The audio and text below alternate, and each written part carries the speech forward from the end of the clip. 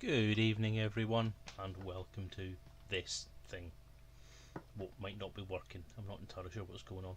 Garzini's saying there's no sound. That's just probably because the desktop audio turned off. I'm hoping you've got sound now, because if not, I have no clue what to do to sort it out. But there you go. Teething problems. When you play one game exclusively for a long while, you don't know how to do anything else. Good evening, and welcome to the first stream I have done in God knows how long. Seriously, I think is it 3 months, 4 months? God, it could be longer. I know it was something February. I think was the last time I actually did a proper stream. So God knows how long it's been. So however long it's been, I apologise for the absence. I will go into all the various different reasons for that absence as we sort of go through the evening and questions get asked and people say hello. I'm hoping people will tune in, because god damn it, just because I'm not streaming Elite Dangerous tonight, Frontier decided that tonight they're going to do an E3 stream. Thanks a bunch. I own Monday nights, at least on franchise to Mad Dog anyway, and yeah, no one cares. There's no respect anymore, no respect. I don't know, you hand in an RPG draft and then suddenly nobody gives a shit anymore. Shocking behaviour, I don't know anymore. That's a lie. So, yeah, what have we got? So, the plan, many of you who tune into this stream or watch this video back on YouTube or whatever after a Monday night stream will be aware that normally in these Monday night streams I do Elite Dangerous. However, I decided this evening not to do that. Primarily because I've been kind of living and breathing Elite for the last few weeks, and I felt like a bit of a break. So I'm breaking my tradition, and I'm going to have a go with something else, I thought to myself. Now, my original plan was to do Bioshock Infinite, because I did stream a part of that some time ago, one episode of it, which was intended to be an ongoing thing, but then obviously time constraints kicked in, and other priorities came up and everything just went tits up basically. So I decided I was going to do that tonight. And then at the end of last week, Adam West died, who is someone I was aware of as a child, and obviously the Batman series was something that I did watch when I was growing up, and it was one of those things that you watch as a child and think, oh, this is amazing. And I've never really watched it since, but I do watch Family Guy, and I have watched Family Guy with some loyalty for a long while, and obviously I'm aware of his work as Mayor West, which is a hell of a fun role. So, a lot of respect for the guy. And obviously him having died was quite sad. Brought kind of more to life by the fact I'm reading Keith R.A. DeCandido's Batman rewatch on the Tor website, the Tor publishing. Keith DeCandido is a writer of some prolific ability. He's a very good writer, if you like the sort of stuff that he writes, and I read primarily his Star Trek novels. He has done others, but primarily that's my area of interest, so I've been reading his books, and obviously I became aware of his stuff because he did a rewatch of the Star Trek series. So I had to read through them and went on from that to Batman, and he's doing the Batman rewatches, and he's been doing them up until recently. I'm not entirely sure if he's still doing them. I don't think he's finished the series, I think he's still doing them.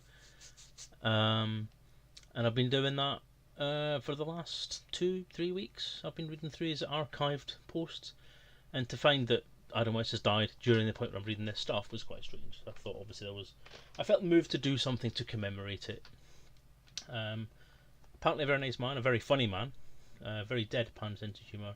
So I thought let's do something about. When I found out that he did some of the voices in Batman 3 Beyond Gotham, I thought there's a game I bought on Steam a while ago and I've never had a look at yet. So I thought he does the voices in that. Let's have a play on that and let's see how things go. If people enjoy it, I might stick it into one of my later on streams. I'll go back to doing Elite Dangerous on Mondays as of next week, sorry. And if anything else should come up that we feel like playing, then we'll play it. But we'll go for this for the moment, I think.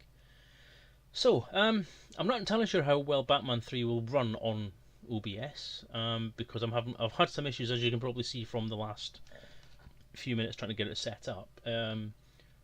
Whenever I click onto something else, it freezes the window and stops it from running, at least through OBS. I don't know what it does in the background because I can't see it.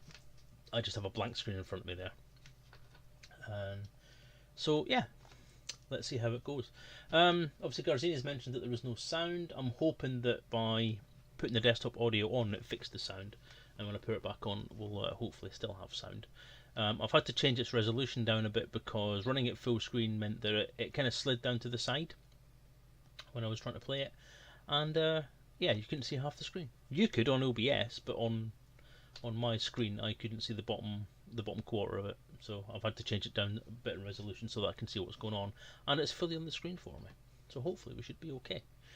Okay, who's watching then? Who's all lined up on this here screen then? Who have we got? We have Garzini. Good evening, Garzini. Welcome to the stream. Welcome back, I should say. Hope your eyes are better after changing glasses. Yes, they are.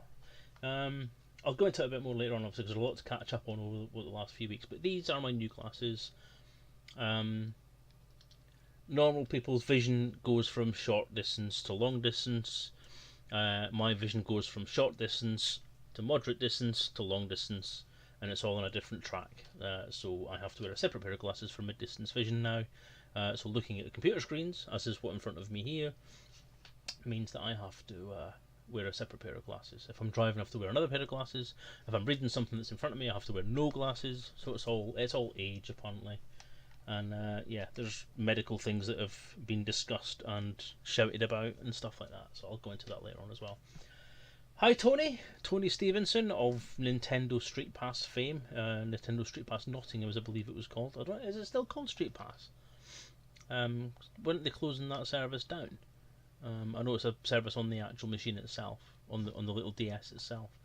But since the Switch came out, have they not got something different now? But anyway, it don't matter. It's still a great service, and it's a great idea, and it's a great thing to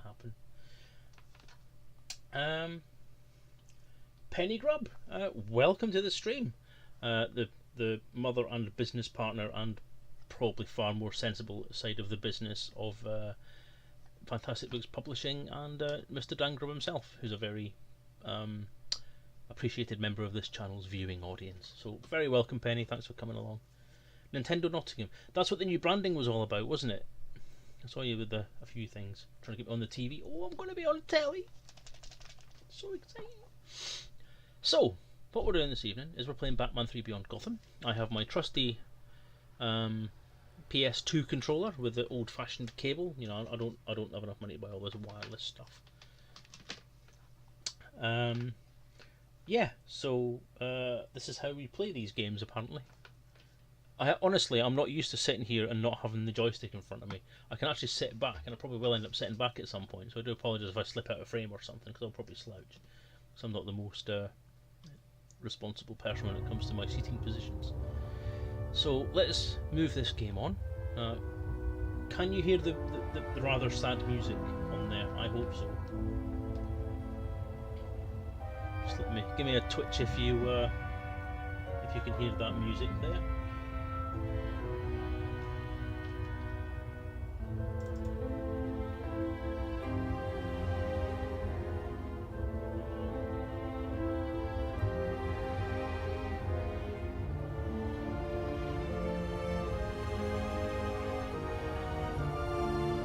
I've just had an email from Professor Palin. Galaxy needs your help. Uncover this mystery. Commander Selezen Lake, I require your assistance. My research has led me to believe that's not stuff we're doing right now. We're not doing Elite tonight.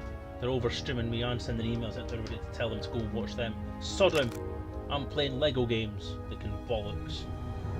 Right, so we're off then. So, let's have a new game. Now, this has quite a lengthy intro. So I'll go quiet while it's doing the intro, and then we'll carry on from there. I watch quite a lot of Let's Plays. A few people that I've watched on these tend to talk over the intro stuff. I don't have subtitles on this, I don't think. So I'm not... I don't know if I can switch them on or not, actually. Wait a minute. What's button 2? Options. Subtitles. Oh, we do have subtitles. So I'll put subtitles on, and we'll carry on. So yeah, I won't talk through the intro or anything like that because it's quite fun. And then once I actually get into playing the game, I shall start talking my arse off. Okay, let's go. Are you really sure? Are you really honestly sure? Are you desperately sure? Are you honestly, really, positively, absolutely sure? Fuck off. Okay.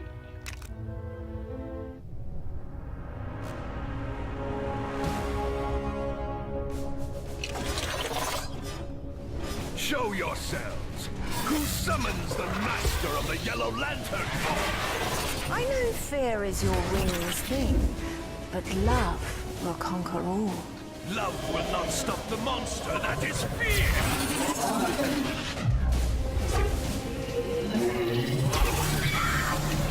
I love disappointing you, Sinestro. You, my unbound fury! You're always so angry, Atrocitus. Saint Walker, help me! My ring's power is the power of hope, but it can only really help a Green Lantern. Oh, I love Hal. Is he coming?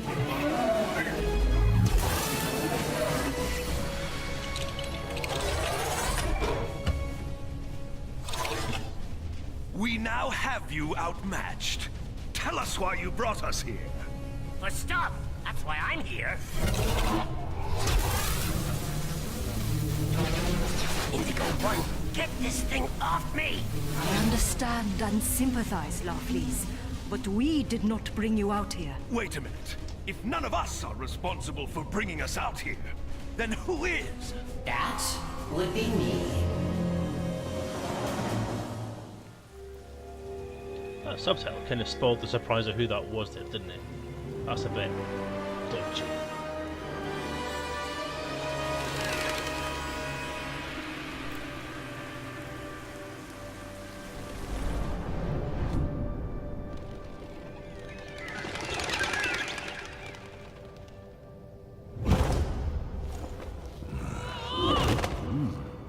You sure Killer Croc went this way, Batman?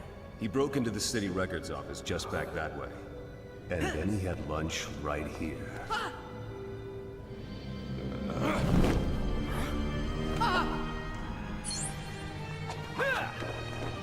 Are you sure it's a good idea to follow Killer Croc into a sewer? We've got to find out what he's up to. Let's go.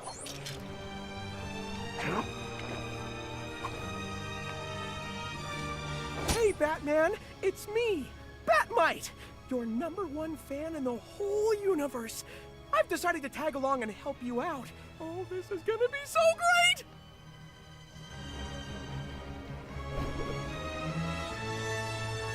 Batmite? Wow. Okay, fair enough. So there you go. That's a cool intro. I love the LEGO games. I love how cinematic they've become. I'm not overly impressed with the latest Star Wars ones, like the Force Awakens, the ones that essentially use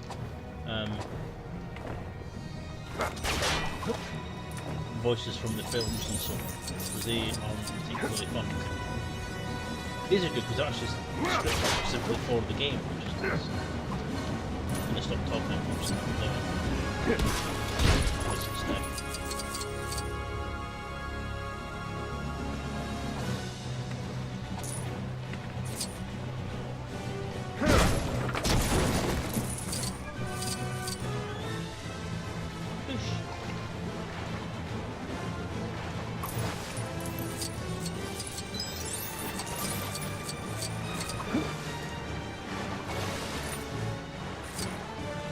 Welcome to the stream, Gangster124. I don't know if you've subscribed already. Or not subscribed, I don't do a subscription. Because I'm not a partner! But yeah, follow, sorry, is what I meant. Right, shall we try this cliff hunt? Okay, why can't I fly that far? It's Batman. Sure he has double jump. You have double jump. If you do, you'll do. Whee! What's that thing?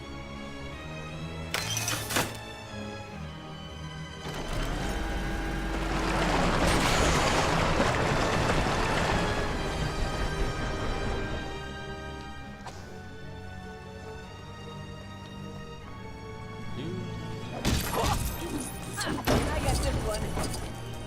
Maybe with a little help?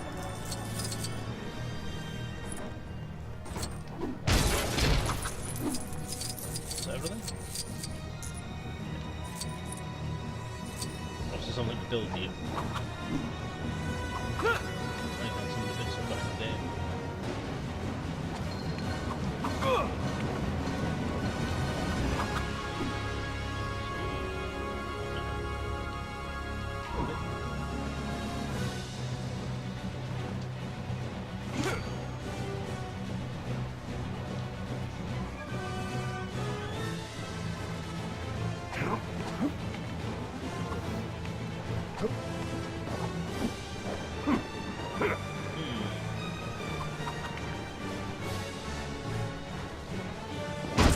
Stop it then. There we go.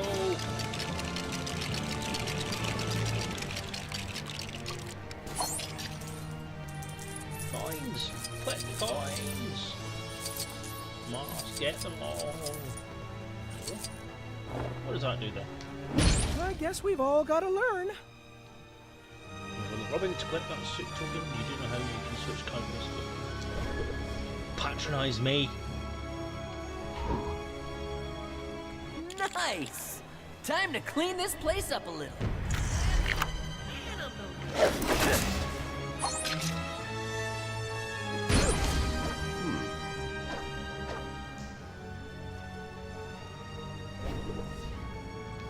there you go.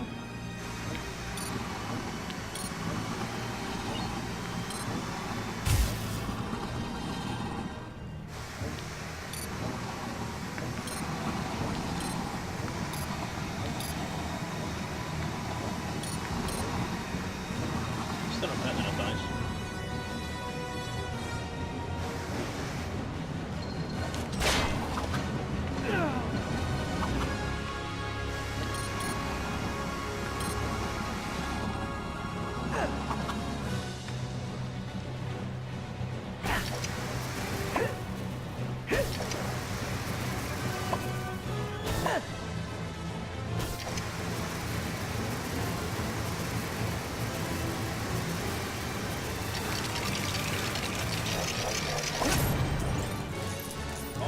Coins!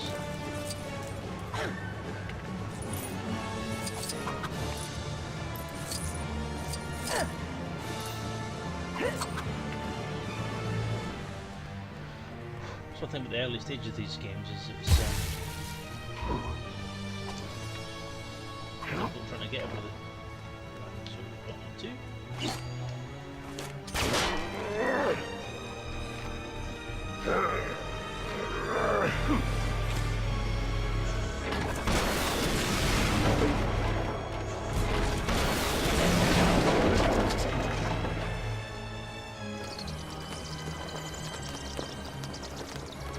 One thing I will say, but I mean, normally I play Elite Dangerous for a couple of hours and then carry on, but I think tonight I'm just going to play until I get tired.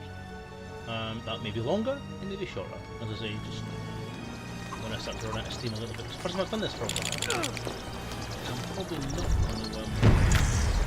my voice might not last, but I've done this for a while. How can you not get this one?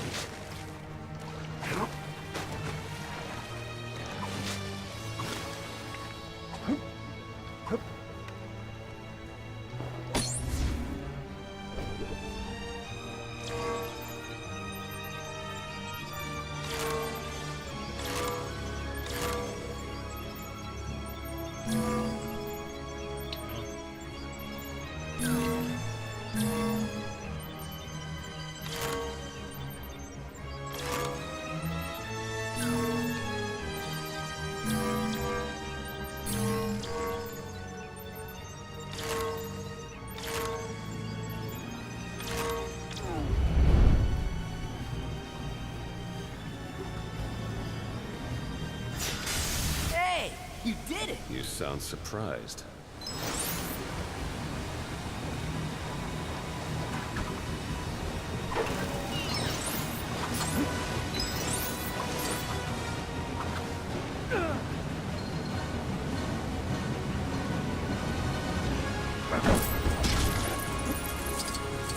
Oh, sorry, I'm keeping kind of quiet. Just trying to get used to how all this stuff works. Tell you what I'm going to do, I'm actually going to turn the volume down a little bit because I'm getting it really loud. Options, audio.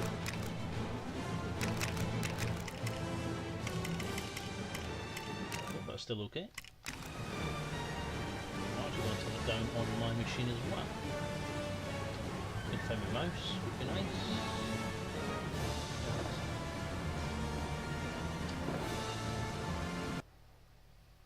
Just going to freeze for a minute probably. That's fine. Bring it back on. Just there.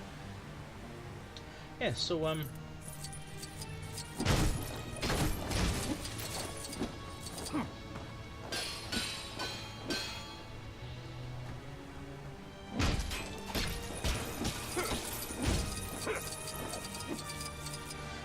those of you who've kind of followed my Twitter posts and the Facebook posts and other posts that I kind of do, you know what's been going on the last few months. The first thing to kick off was obviously the site going. So anybody who doesn't know, essentially I lost the mid-range vision at the start of February, or end of January, something like that. And I ended up taking 3 months off basically everything to get that sorted out, including taking time off my day job. Oh, I'm not on the telly. Oh. That's disappointing. I always wanted to be on the telly. Oh, shit. No, that's fine. Wait. A dive? And a dive. Blue. No. Not dive.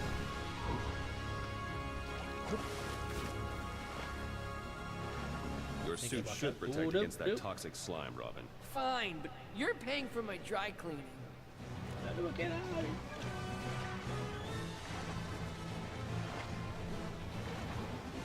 I'm stuck.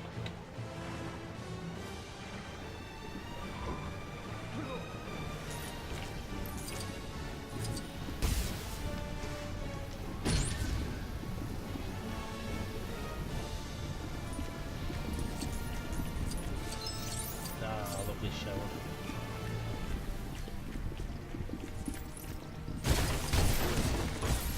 Hey, yeah, so this place is still damaged from the last time we fought the Joker. There was a lot of senseless destruction that day.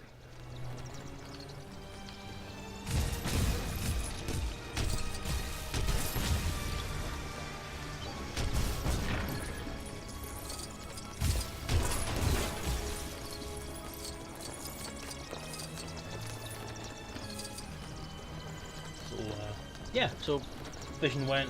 Long story short, I had a lot of conversations with the opticians about trying to get it sorted out. And the GP was particularly unhelpful. Couldn't really help me at all. And the referral to ophthalmology, which was meant to be urgent, only came through a couple of weeks ago, or last month. And it was pretty much a waste of time anyway, because ultimately they couldn't really do anything to help. They've essentially done a diabetic retinopathy test again, which I'd already had done, and I got told at the appointment I had last week that this apparently is normal. So after 3 to 4 months of being told that this is not normal, that your vision should follow a particular kind of curve from short vision to long vision, apparently I'm now told this is no longer the case. Oh, I died. Shit. Oh, I can't get the blue one. No! Son of a bitch! So, yeah.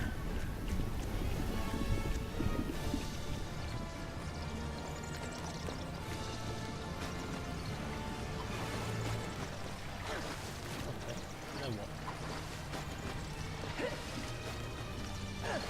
Get me out!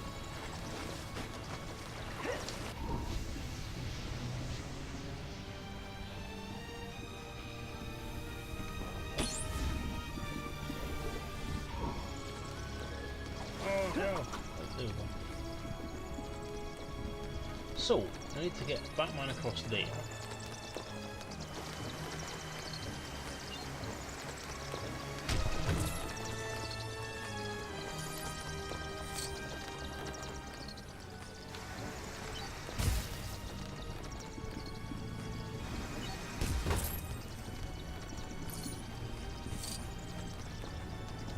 So amongst all that, I had an operation. Not on my eyes, I must admit. That was a whole separate issue that's trying to get sorted out as well. And that operation did not go well. It did not resolve my issue. But meant I couldn't sit in front of a computer. Just basically couldn't sit. And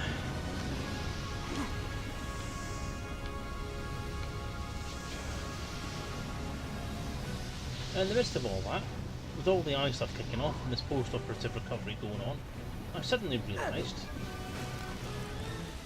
that I had an RPG to run.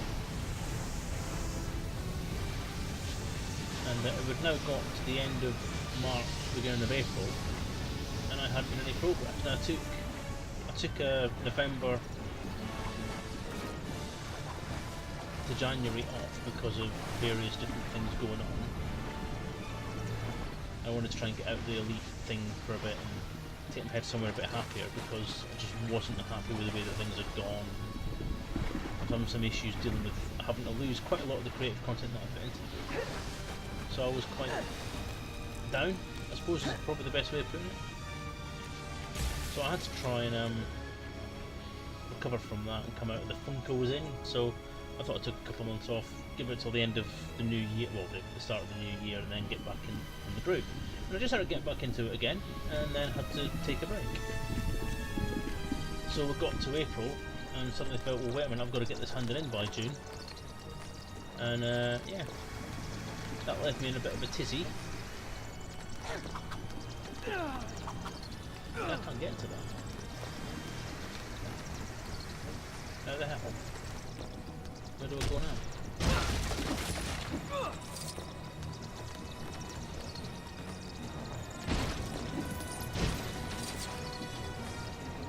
You need something to build? You are? Well, nothing. But like what? I know how they can break off.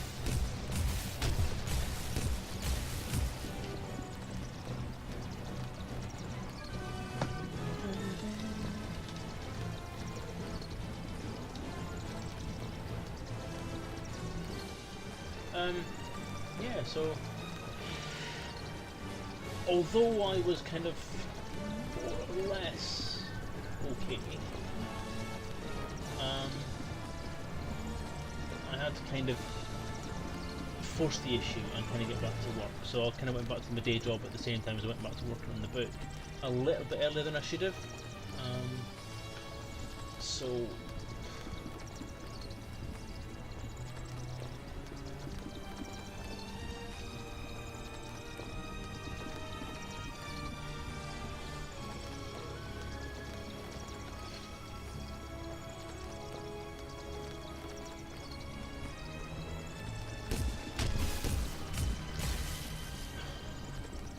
yeah, so I kind of had to jump back into that, and obviously at that point I was a little bit annoyed. Oh, there we go. Yay! At that point I was a little bit annoyed that I was going to have to kind of change the way that I normally do things. So rather than having like a kind of healthy work-life balance as far as the book's concerned, I took a completely unhealthy work ethic. And basically what I ended up doing, then if you don't already know this, was essentially working 18 hours a day. If not more. So I was working 8 hours a day at my day job, coming home, kissing the wife, going straight upstairs and working on the book, and then coming downstairs at like roughly 2 o'clock in the morning, I would say on average. Usually between 1 and 2, normally 2. Just as long as I could possibly manage to actually fall asleep at bed, which I did do a few times.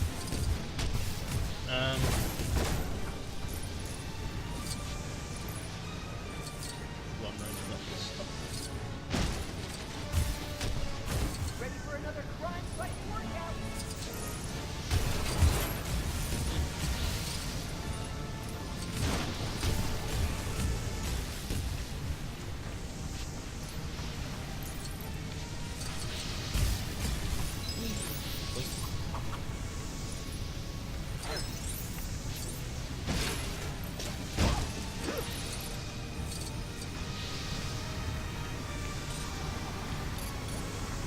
What?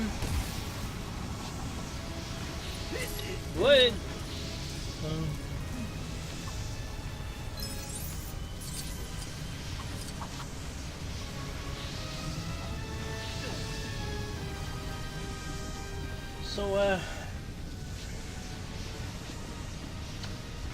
yeah, so that was quite fun. I did work bloody hard. I didn't stay away for about a month and a half. I thought it was going to take a couple of weeks to get done, but again, as is my norm, totally underestimated it all.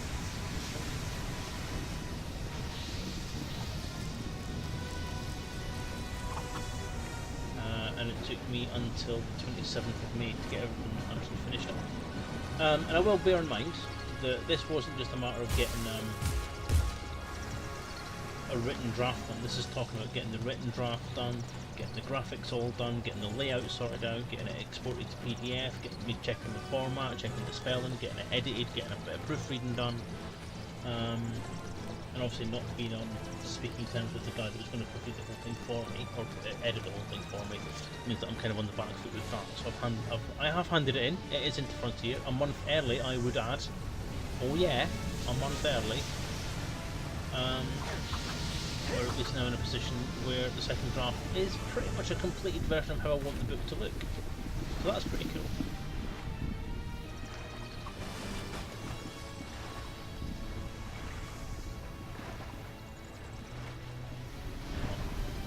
Go back out again, there. So if we can get these damn things screwed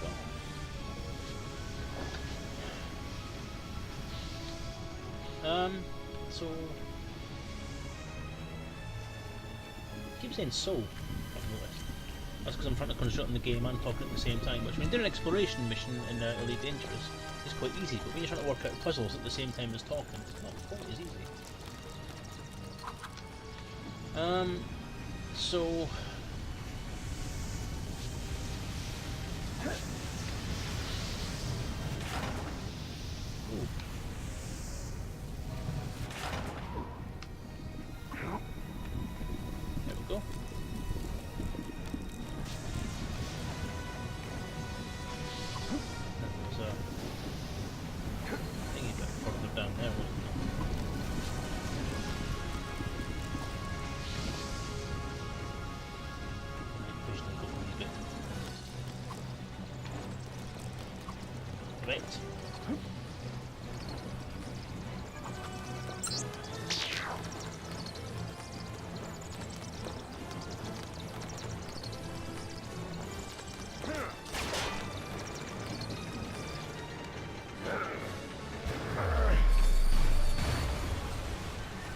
Well, I guess a little more destruction won't hurt. Let's just get going. yeah, so the book has been handed in. A few edits went in, a few edits got done. It's now a fully formatted, fully layouted, fully graphically up, fully graphicked up, fully publishable book, and I think it looks absolutely fucking amazing, to be honest with you. But that's just me. I know it's a very subjective thing, but compared to the first draft, which is essentially a 2-column sectioned out Word document with very little in the way of actual polish to it at all, which is literally just text, which I'm gonna be honest about, it was what I was told to submit. I was then told that it wasn't good enough and wasn't anywhere near ready to be published, which is what I kind of told them in the first place anyway. So yeah, I was a little perturbed by that bit of feedback initially as well.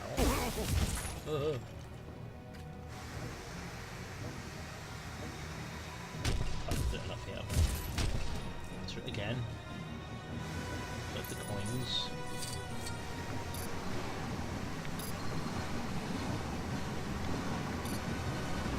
All the bits. Jump. No, fucked it.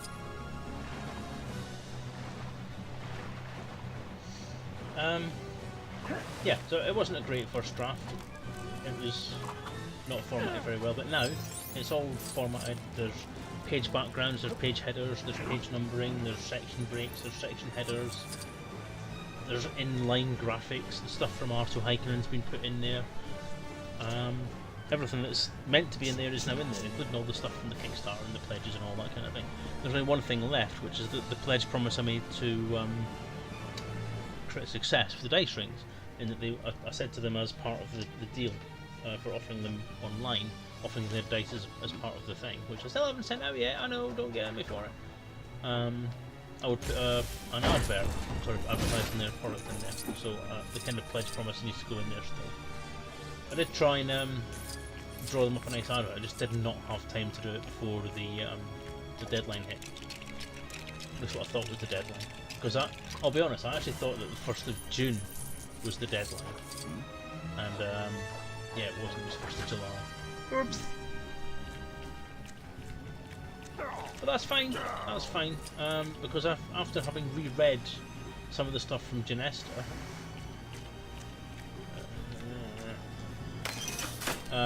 it might be the case that the start of July is when they want the entire book published and released by. Because what was actually stated in the email was that was when they want the original license stuff finished and done. Look a little slippery. So I'm kind of hoping that we're kind of on there with it. Where do I go if I go on that? So we're getting back across there again, which we need to do. So, this way.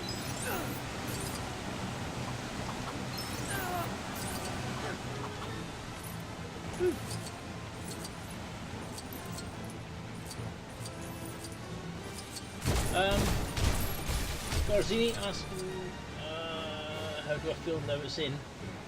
I feel relieved. I feel quite proud of what I've accomplished. I'm quite pleased with how the book looks. I've had a lot of positive feedback from the guys that have been proofreading it for me. I mean, I know that they're all friends and they're all going to say nice things about it and so on because they want to try and make me happy, knowing that I'm quite delicately mentally balanced and all that kind of stuff. But I honestly hope that that's not the case. I honestly hope they haven't actually done that they have been honest with what they've said. I have had quite a lot of promising feedback from independent people who've had a look at it as well, who've said that it looks professional, it looks like an RPG that's been published, it looks like something they'd buy in the shops. You know, nothing to do really with the actual content itself as a game or as a book, but just the presentation of it seems to be very well received, which I'm glad about. People who've actually read it and edited it and proofed it have all said that the content of it they think is very good, it hangs together very well. There are some issues with bits of it, obviously there are, because it's not edited in any kind of professional way at the moment. But overall, I would say that I'm 100% happy with it. I would publish it right now and I'd be quite proud to call that something I've done. I've asked a couple of people that I know to have a look at it as a game as well. I know a couple of other people that I know from the community have asked. Hello, oh. I'm TV's Adam West. Don't suppose you could lend me a hand?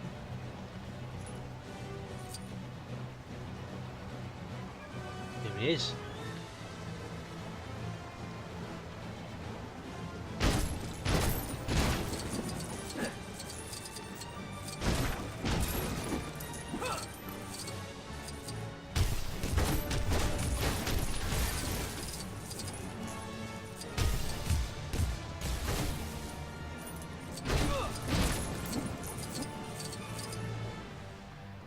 No!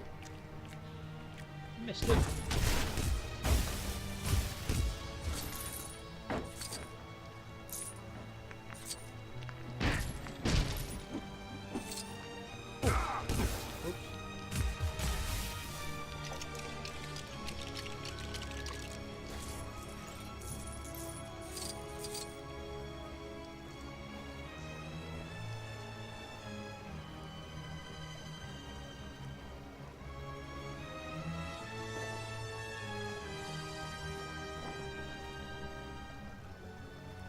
With or without Batman, Gotham City will always have me.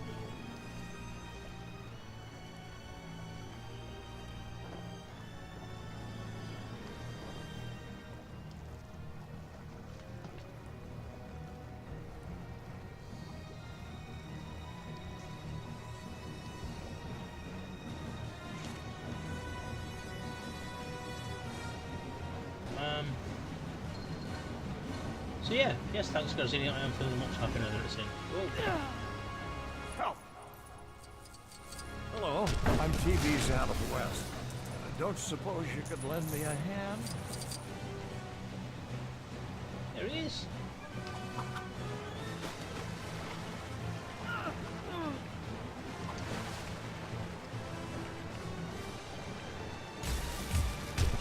Help! Hello, I'm TV's out of the West. Don't suppose you could lend me a hand?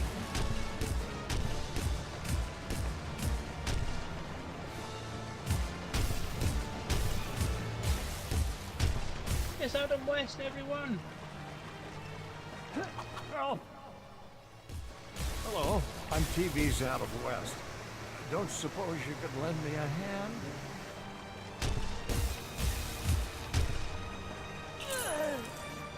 No! No, my coins are all down the bottom. Help! Hello, I'm TV's out of the West. Don't suppose you could lend me a hand? Damn it.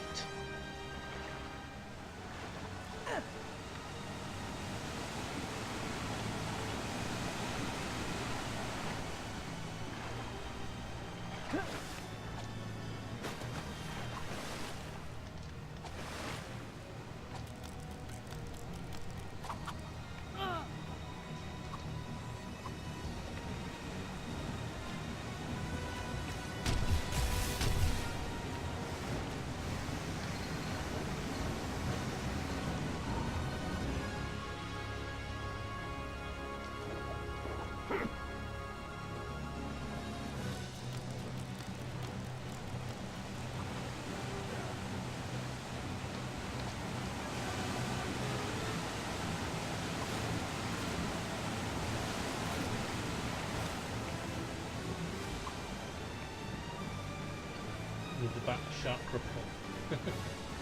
Damn it!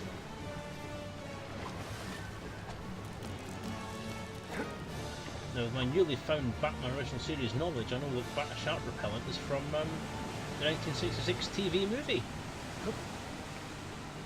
Am I right? Or am I right? Oh yeah.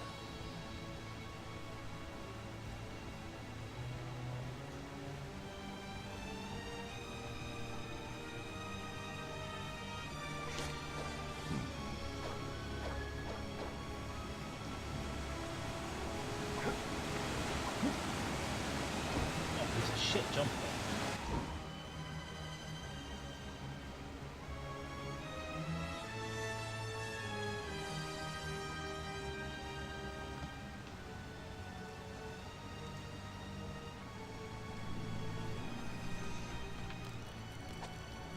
I'll just do it for you. So I need to get batter shark repellent. So obviously can't get that yet. Is that one of the things I'm going to do once the free play? I'd assume. Fair enough. Thanks for that stop.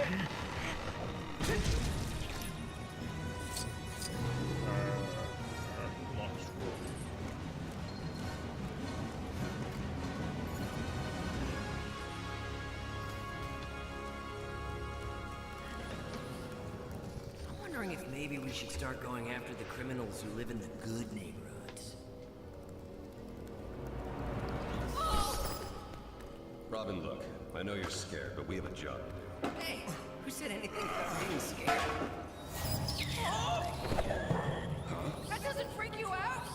Bats and rats aren't so different. You're not actually a bat. You'll come to learn emotions are a weakness. Crime fighters can't afford to give in to them. Look, just because I get scared doesn't mean I can't fight crime.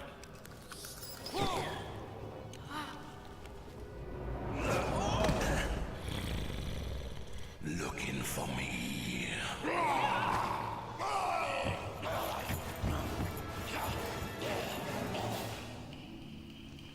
Checkpoint. Good shot. Is it just me, or does Killer Croc seem a little bigger than before? The bigger they are, the harder they fall. Thanks! Yeah, that old cliche makes me feel so much better.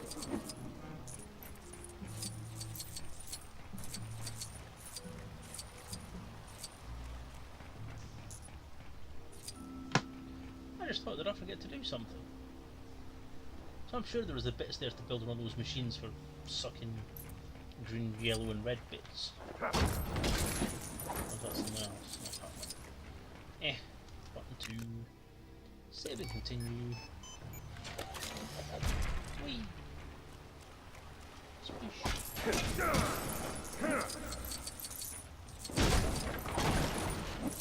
Lights. Where are we going? We don't need lights. Why do I keep doing that line in English accent?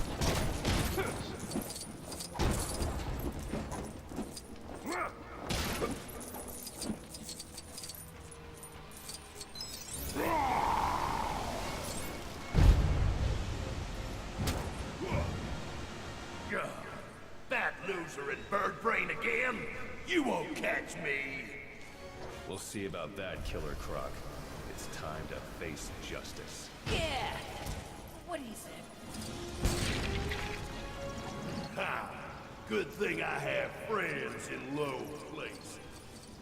Get him! Robin, we need something to take him out. Let's look around. Something to catch a giant crocodile. Oh, crikey. Wow. No, that's Robin. Stop beating him up.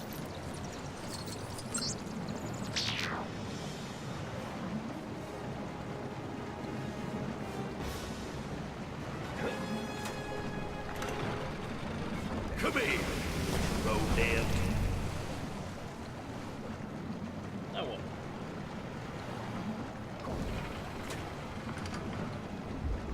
I don't know.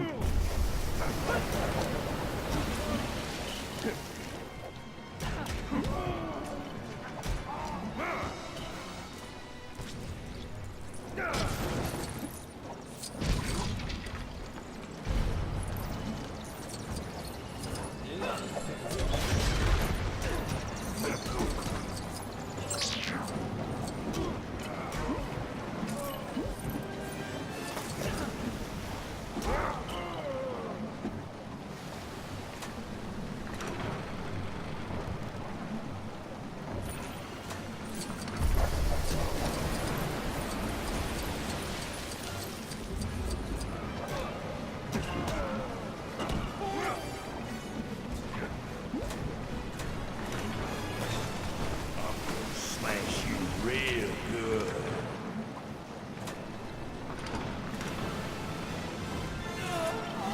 Really?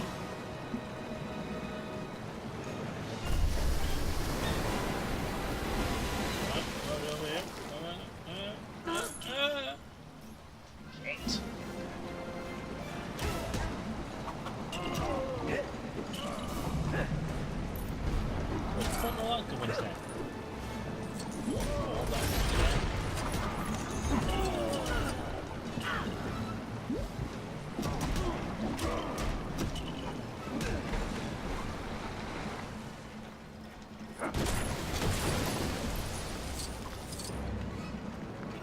Not what the bounce thinks it is.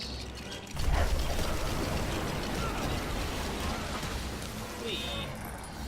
Trainees. Trainees.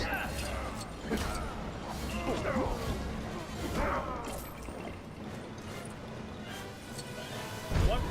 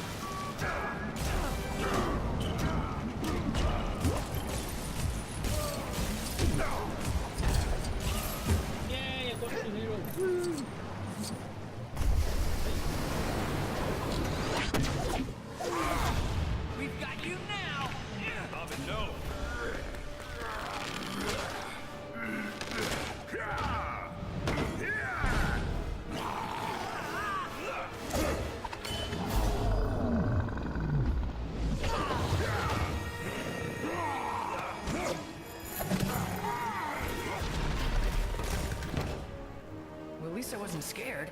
No, you were proud of yourself, which is also an emotion. I learned so much in this job.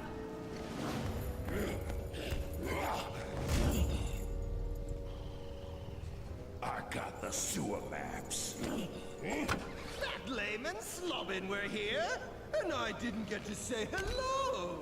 I thought we were on a tight schedule, Joker. Hey, I got us all out of Arkham Asylum. Can you blame a guy for wanting to enjoy the moment? Stop and smell the roses?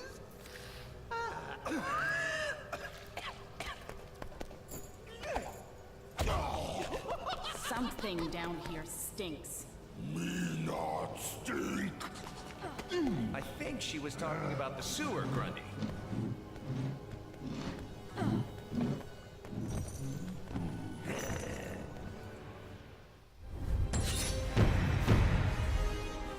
Woo! Achievement unlocked.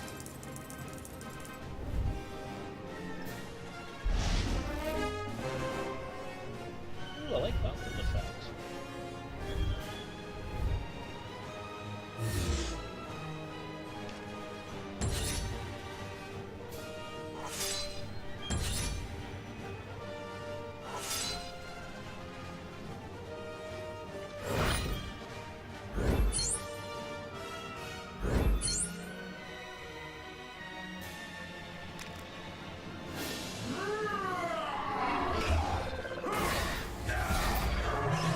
Whoever you are, be afraid.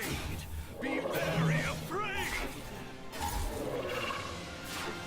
I am Brainiac, and I have need of your power rings. Darling, we'd love to help. But it's not going to happen. We must all work together. Hopefully, Green Lantern will show up so I can use my ring. It is useless to resist Brainiac.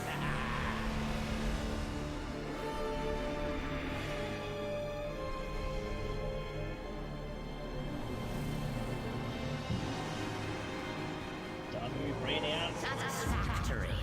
Now to the planet Earth for the one color left to acquire.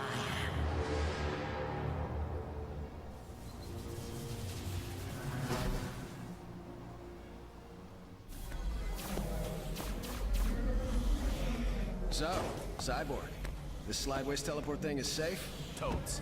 It'll take you to the watchtower in the blink of an eye. Why? You scared? No. But I could just use my ring and fly up to the watchtower. You don't get in? I'm gonna tell everyone Green Lantern is yellow.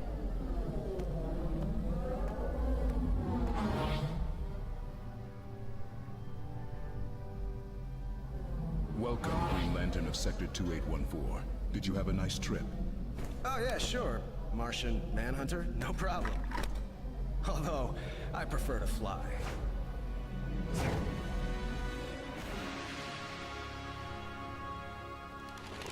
The record Croc stole was a map of the sewers. Why would he steal that? Master Bruce, would you care for something to eat? Thanks, Alfred. If you could bring it down here, that would be great. Master Bruce, there's a whole mansion of rooms upstairs to eat in comfortably. Down here would be great, thanks. Wow, a UFO is approaching Earth. On second thought, Alfred, we'll eat in the observatory.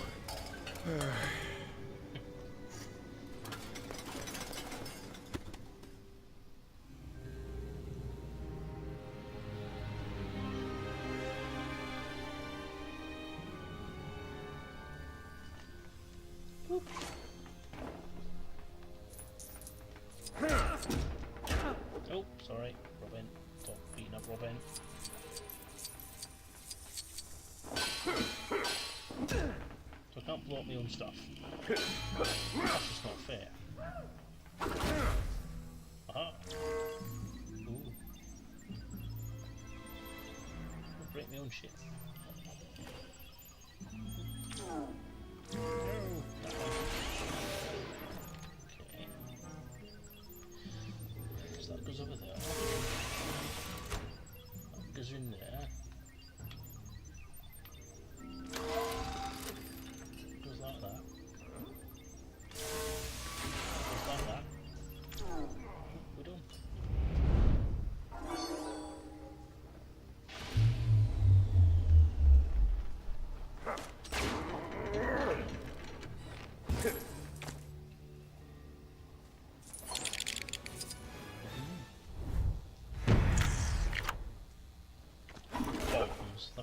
blow silver stuff up.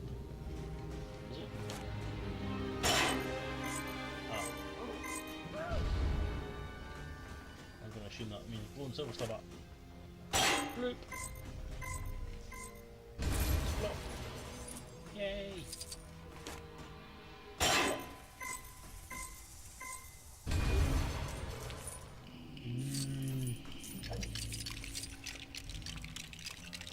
Oh, come on, get a move on.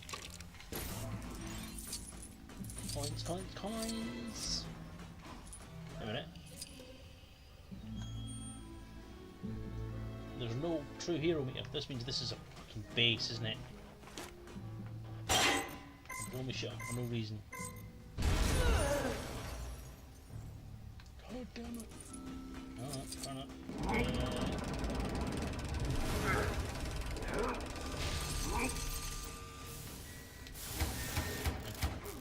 Right, done. Yep. Smart. Oh. Yay! I got my boom boxes. Right. Boom. Yep. Alright, this way. Blue bridge of doom. Oh, that's right.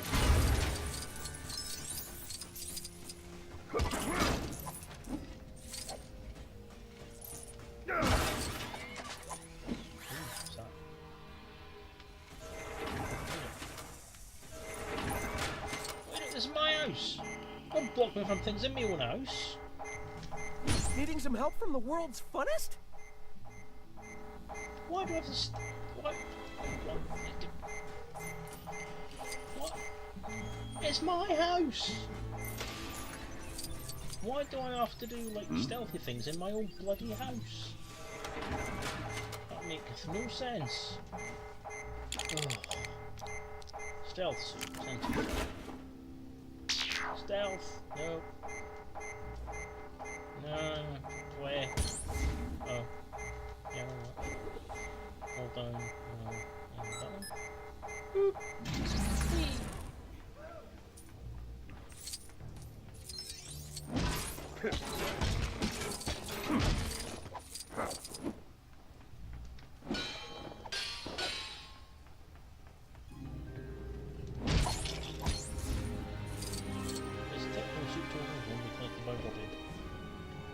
Robin, with my Alfred. No.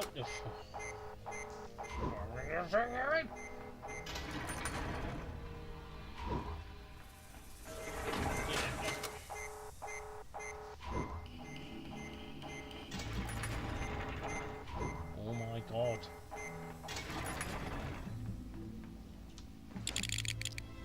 Bomb. Bombagram.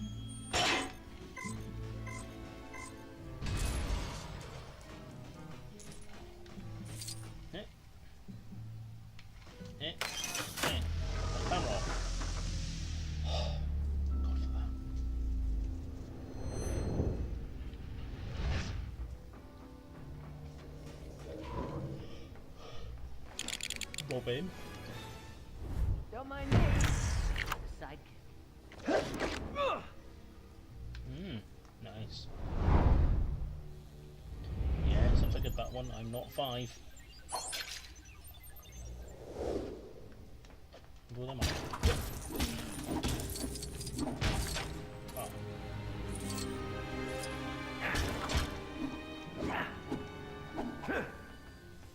Can I kill that camera thing?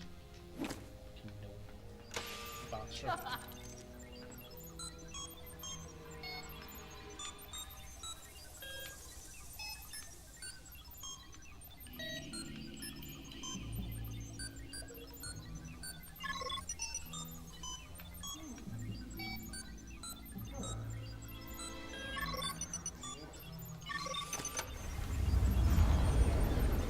Point in that, you're just going to tell me what the bloody answer is. Anything else anywhere else I can look into? I'm standing on that thing, see what it does. Does it do anything? No, just stand on it, it's better.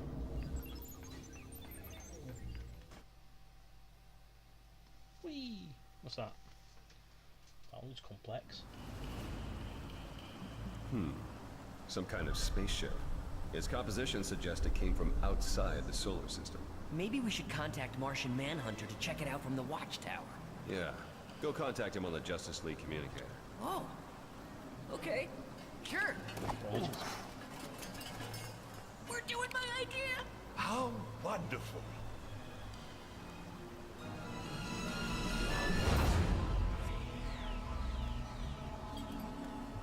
Hey!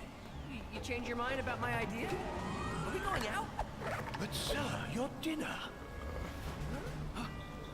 It is your favorite, and I cut the crusts off. I don't think he's mad about the food.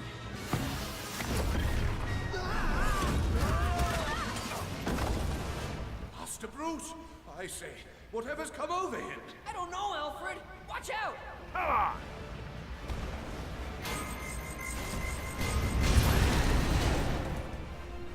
My word, he'll destroy the entire Batcave. Not if we stop him first, Alfred. Let's see if we can get his attention. It's no use being stuck down here. Maybe we can get closer to him somehow.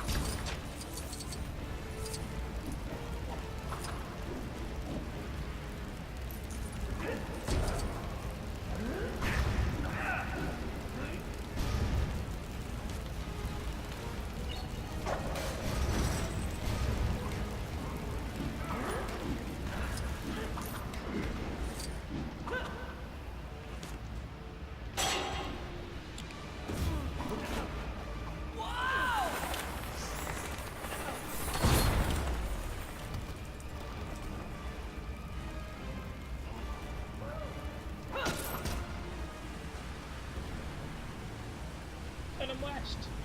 Not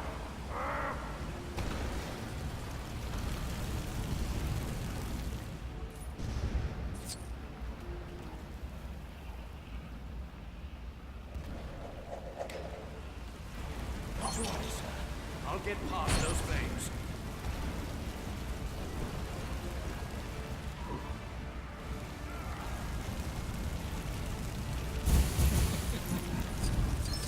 I like it.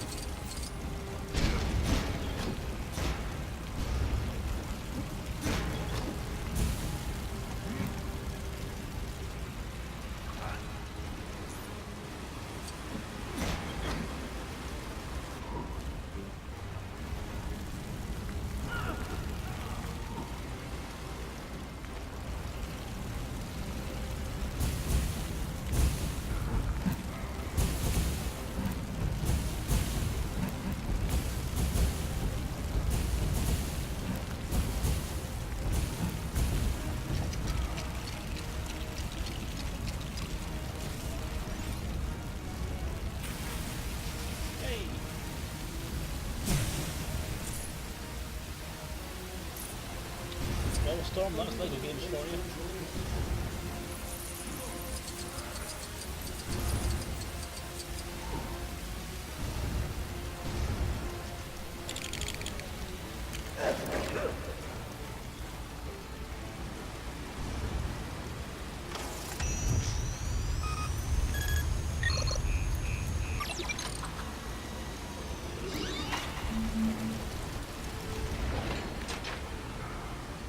Is that the most environmentally friendly games?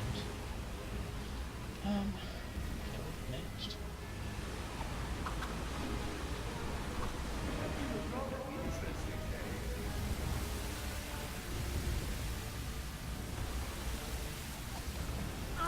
Oh.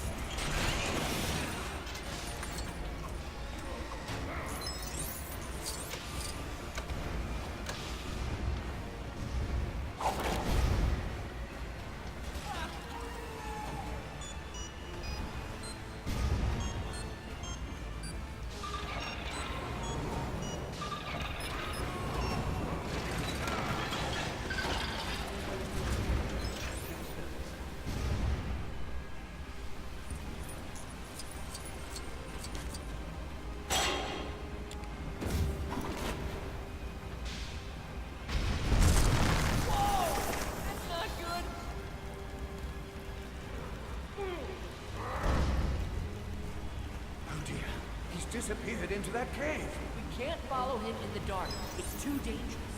Agreed, sir. I believe there is a suit around here for such an occasion.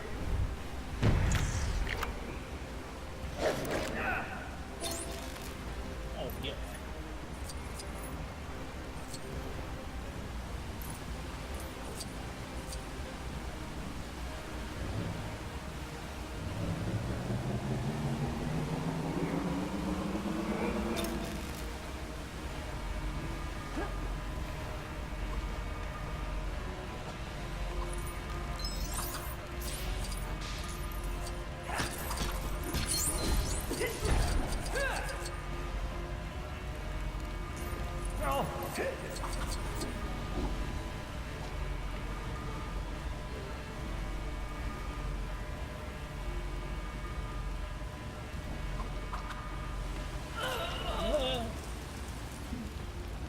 Damn it.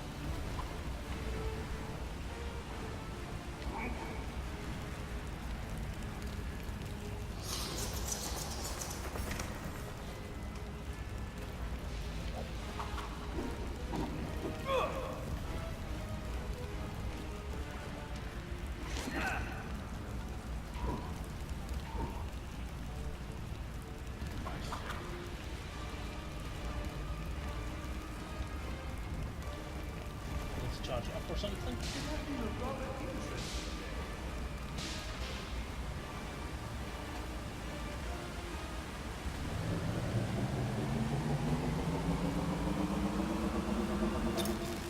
Yeah.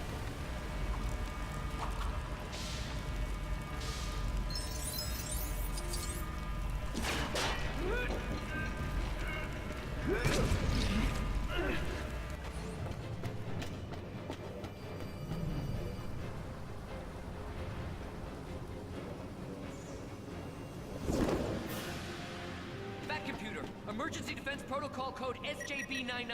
Protocol verified. Non-lethal neutralization of intruder. Identify threat. Batman. You won't hurt him, right? Affirmative. Stun missiles only. Targeting computer locked. Initiating defense procedure. Bat computer, disable the Batmobile. Oh, darn, too late.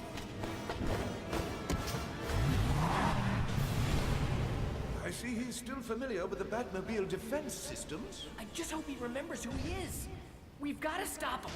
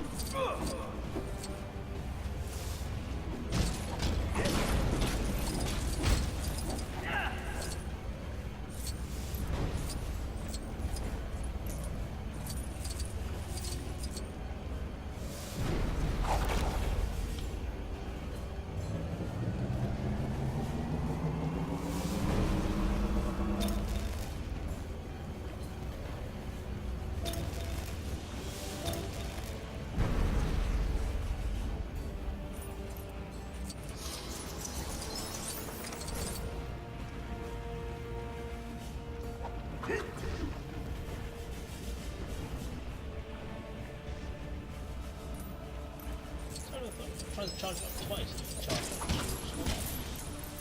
Screw it up somewhere.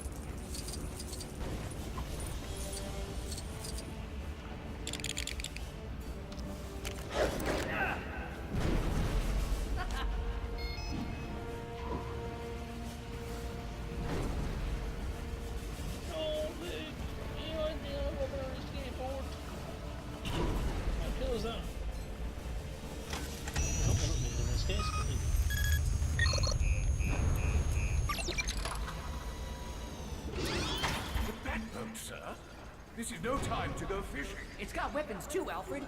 This should disable the Batmobile.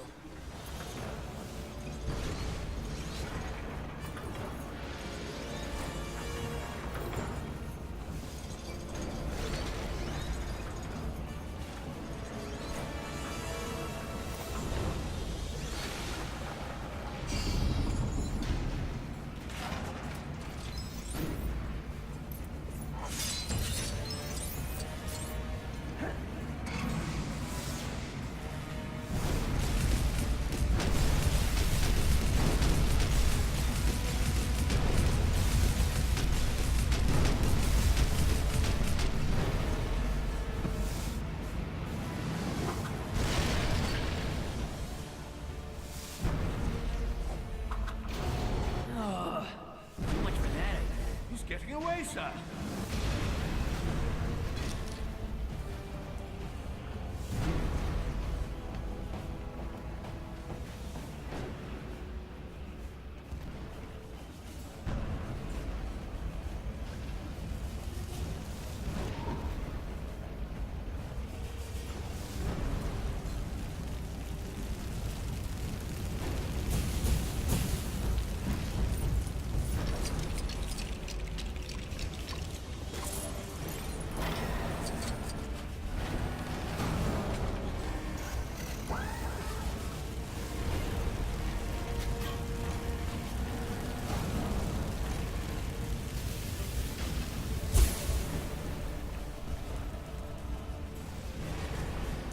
Has anyone ever actually realised that the Batcave is just one great big roof over wet roof?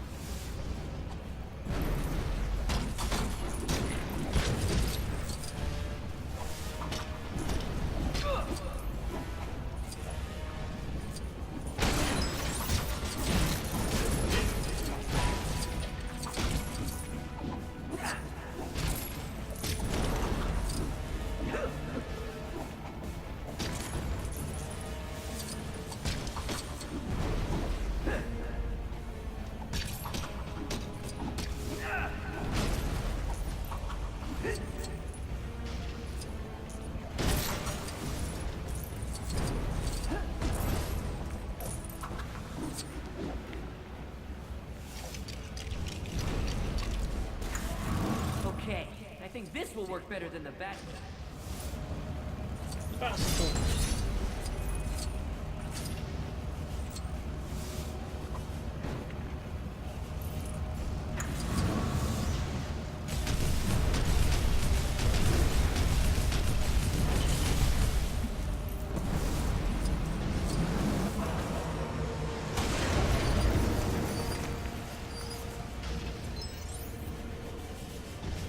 I think we're running out of bat vehicles. We must get to the Batwing control center. It's our only chance.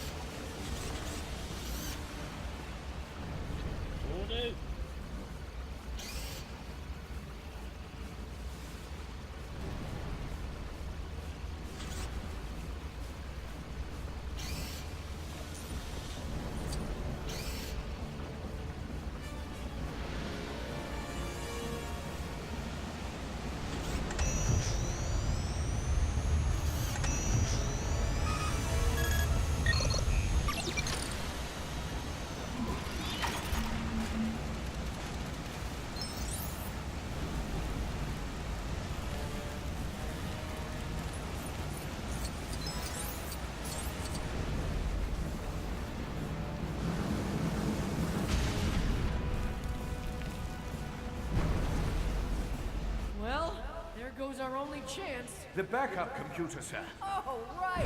Backup computer! Hey there, Legend 2007, how you doing? Welcome to the stream.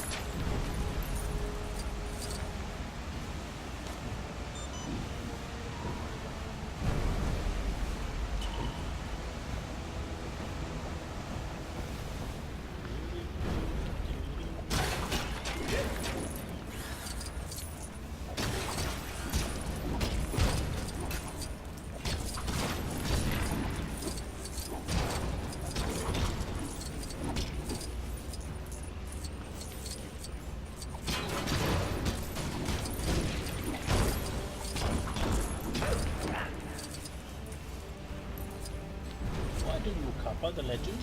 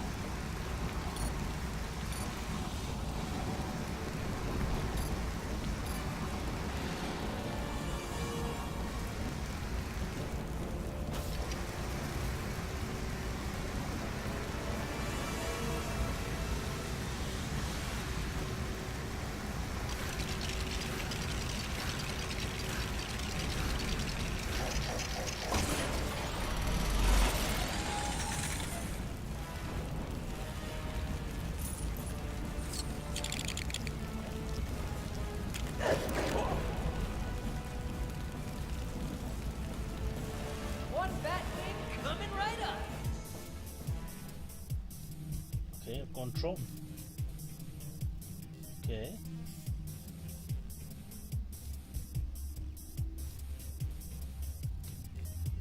Ooh, I like it. I like this is that. Oh, Lego Tron. Oh, that would be so cool.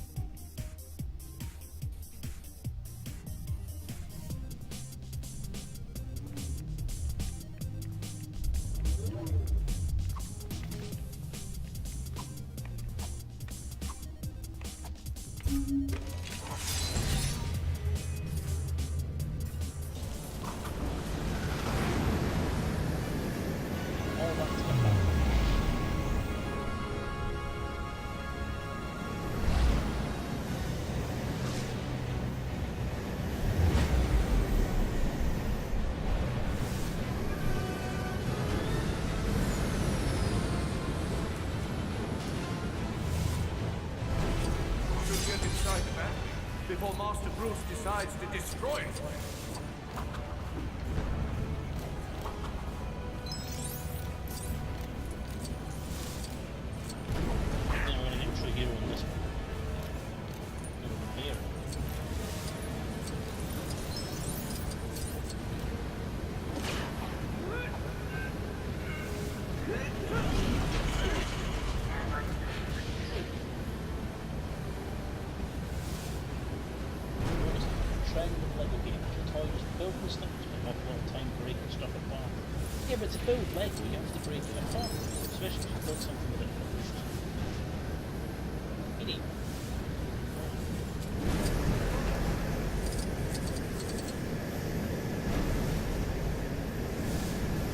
Always found one of these games. It's not in any way, shape or form particularly environmentally friendly. I mean, some of the games we were outside, like some of the Star Wars on Endor, Lord of the Rings games and stuff like that.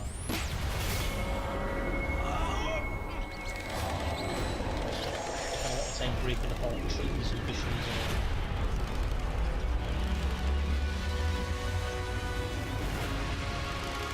and the first Star Wars Lego game.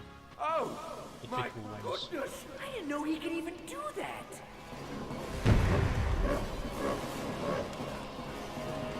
I've never seen Bruce act this way. Gotta be something messing with his mind. I do hope Master Bruce isn't upset that I use the Batmobile for grocery shopping.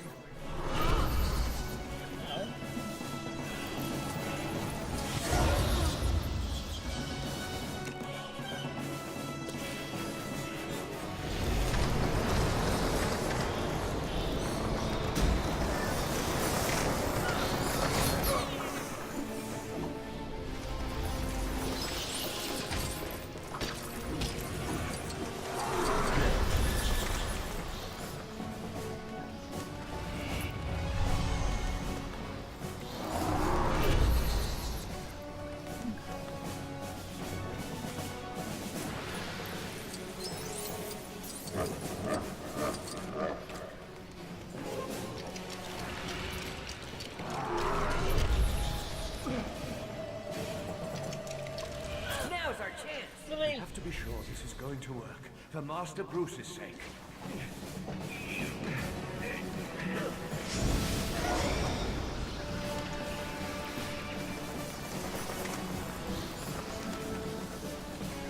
Must strike now, sir.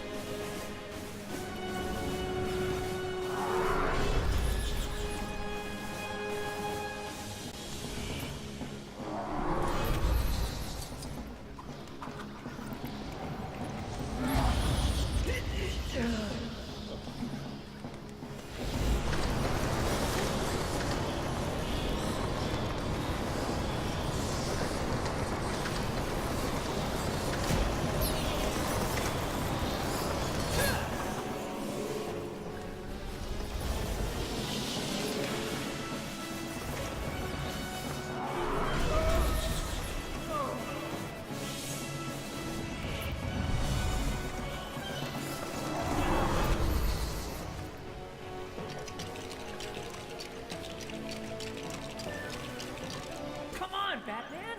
Snap out of it!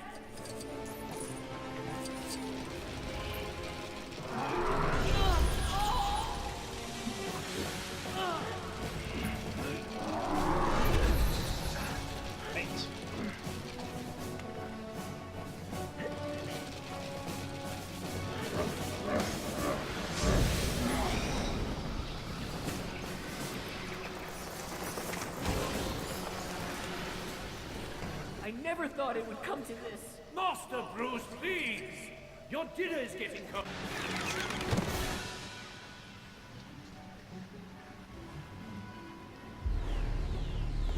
Batman, wait! It's me! Robin! You know, Tim Drake!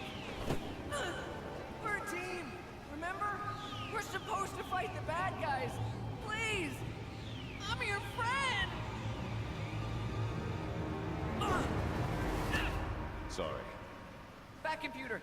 Cancel defense protocol! Protocol cancelled. But just so we're clear, I'm Batman. I don't need friends. You sure? I mean, how else did I get through to you if it wasn't for your emotions? Emotions had nothing to do with it. One of the panels in the Batmobile shorted out. The electrical charge must have counteracted the mind control. I'm pretty sure it was my speech. It was a good speech, sir. It wasn't the speech.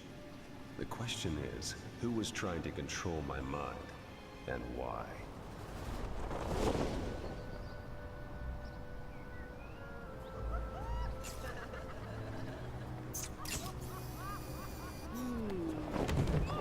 Hey! No pictures, please.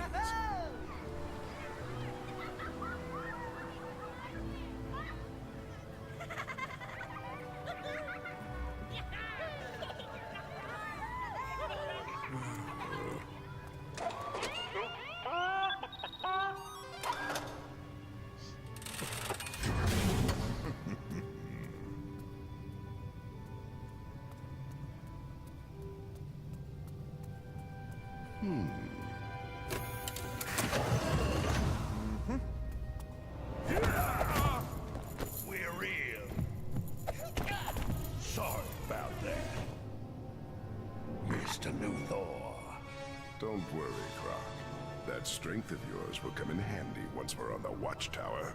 With the power of its binary fusion cannon, I can hold the world to ransom and demand to be made president. But Lex, baby, being president is so last year.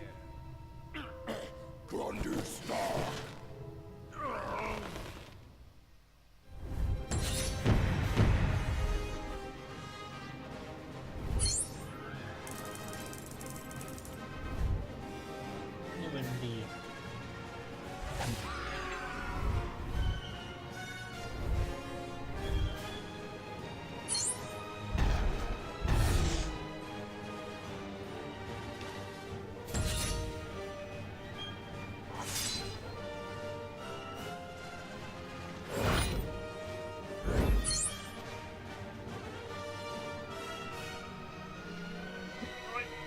I'm going to take this opportunity for a comfort break. So I'm just going to put the screen on and head off for a second. Oh, it won't be long, just a couple of minutes. Talk amongst yourselves. Feel free to go and get a cup of tea, or a drink, or a popcorn, or visit your local shop.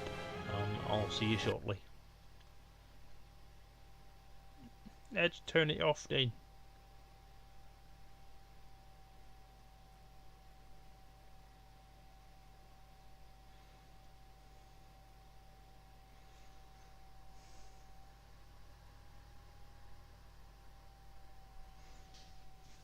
Don't seem to have a pause screen. That's interesting. I'll pop an initializing stream screen on then for a sec, just while I'm off. See you shortly.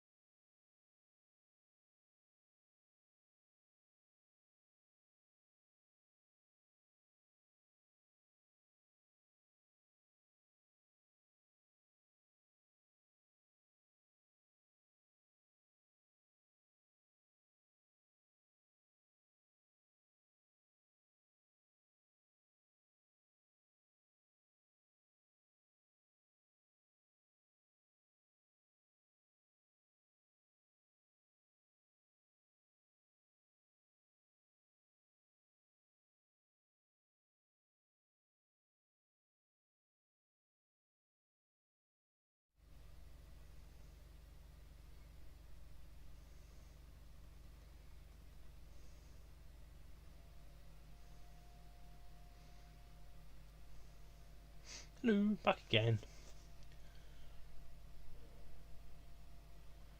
Just trying to work out where I put the Batman window. So that's out the way of everything. Oh, right. Where were we? So, before I continue, I'll just I'll kind of finish off what I was talking about, because I'm getting kind of distracted actually playing this game. I've not played it before, so obviously trying to get conversational while I'm trying to play a game I've never seen before is quite interesting.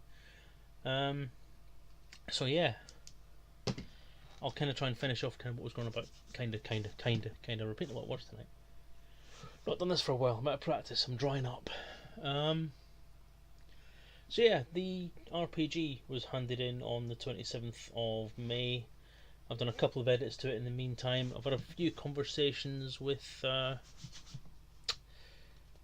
Frontier and Michael Brooks and a few people at Frontier about things.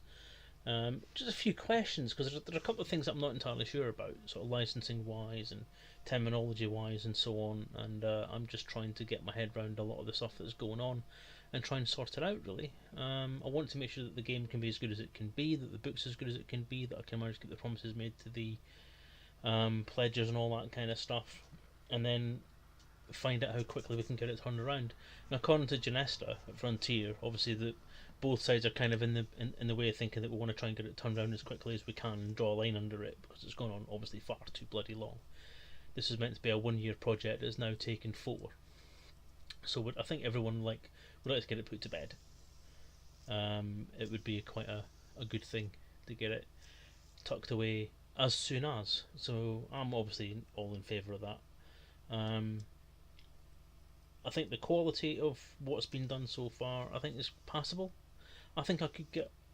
I'd be quite happy polishing it in the way it is just now. I think the amount of revisions and edits it's been through, I think the quality of it is fairly good.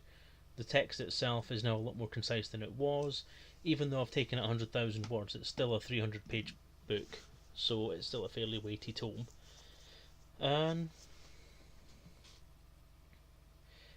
looking forward to just seeing sort of where it goes, really. Garzini, you mentioned newer software for layout. What was it, and did it take much time to get used to? Well, that was one of the things. Yeah, I didn't want to lay it out in Word because Word is memory hungry, and editing, formatting, and laying out a document of that type of graphic complexity in Word was proven to be a bit of a time-consuming ball ache more than anything else. So I decided to go for a DTP bit of software, and I was recommended to use what was it called? The Adobe one, InDesign, I think it's called, Adobe InDesign, because that's one of the things that publishers tend to use. So I looked it up, and with it being an Adobe product, it's fairly expensive. So I thought, there's no way I'm going to be able to afford to do that on the zero budget that this project has now. So I went looking for a free option or a cheaper option, and I found Scribus, or Scribus, how you want to pronounce it, which is a very similar product to InDesign, but it's free, open source, and obviously has its drawbacks and its benefits. Benefit being that it's free, drawback being that it's not as good as InDesign. It had its foibles, shall we say.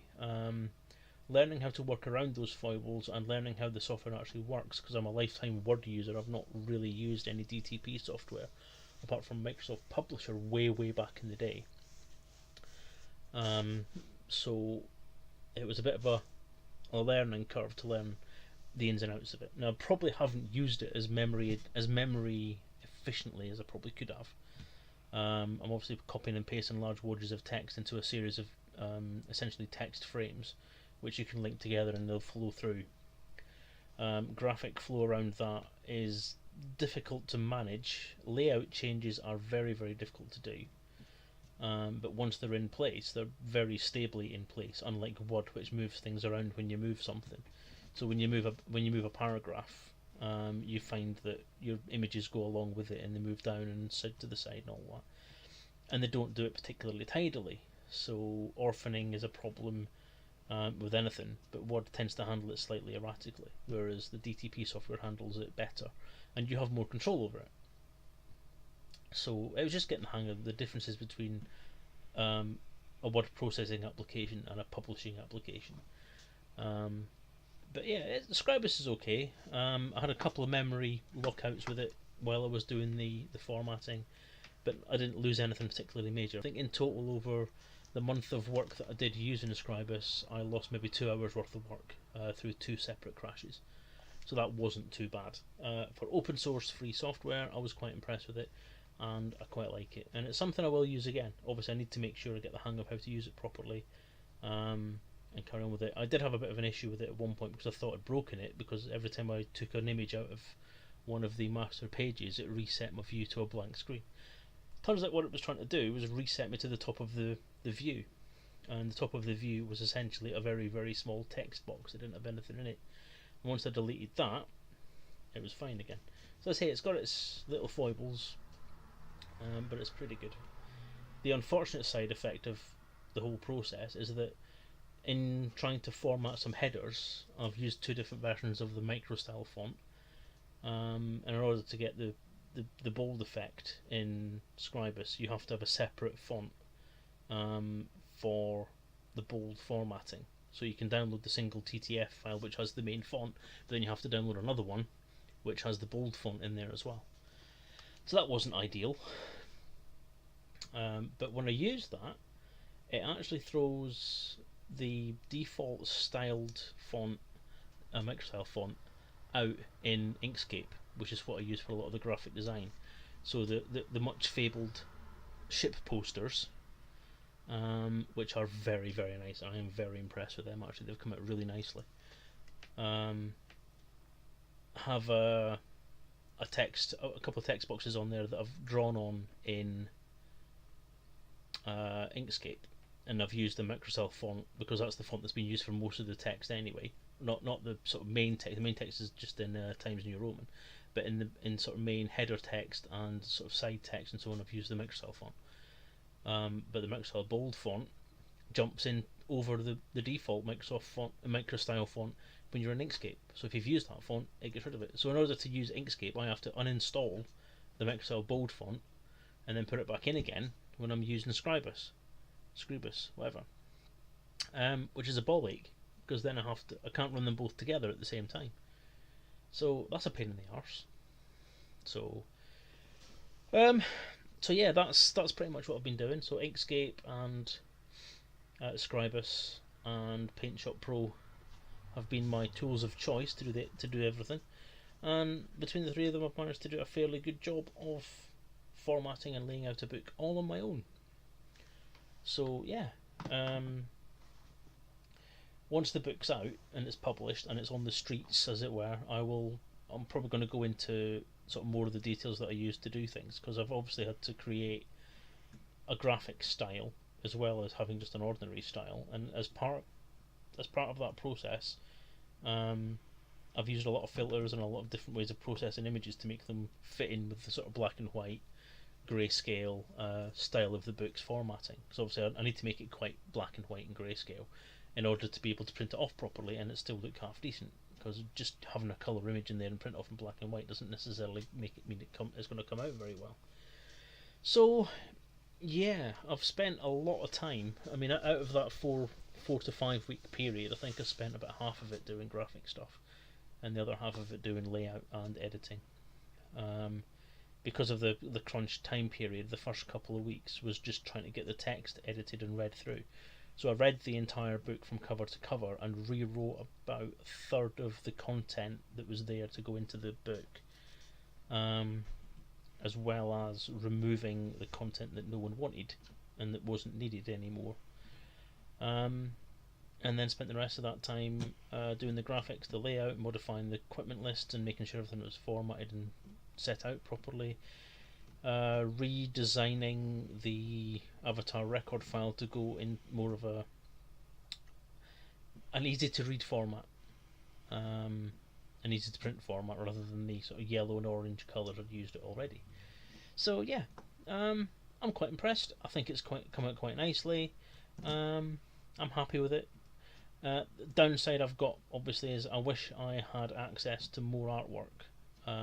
There's not enough character artwork in there at all. Everything's space-based, ship-based. The advent of the holomies in the game was a godsend, because it meant I could actually get some kind of character art in there at least. So that wasn't too bad. The limitations of that system, as in, like, you've only really got like a mannequin style figure. You haven't got a character that you can animate and pose and move around and all that kind of stuff. So the only options you've got are your holobee pose, so basically either the headshot or the standing around on the bridge of a ship shot, and then there's the shot of him or her sitting in the pilot seats. That's it really. That's the only kind of options you've got, but it did work.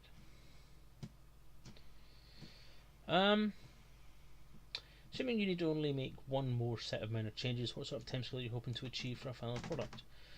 That's the bit I don't really want to put a timescale on at the moment.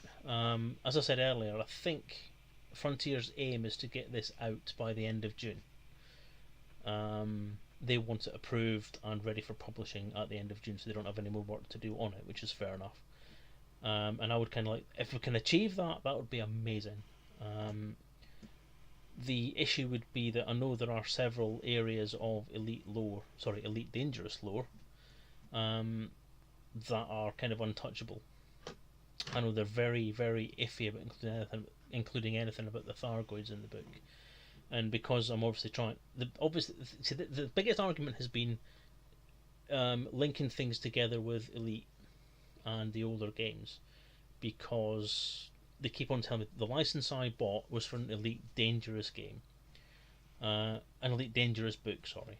And every time I mention something like Elite or Frontier or Elite Era or anything like that, there's a bit of a conversation around whether or not that should be in there. And I've removed kind of 95% of the references that aren't Elite Dangerous specific, but there are a couple of things in there that are still kind of purely the old game type content.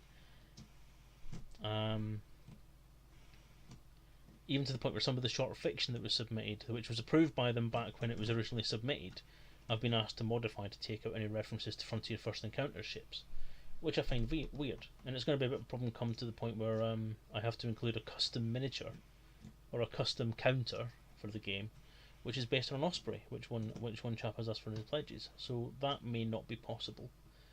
So that's a bit of a tricky one. I don't know how many edits or how thorough the edits are going to be that come back from them. There's probably going to be a couple of arguments about the Thargoids. There's probably going to be a couple of arguments about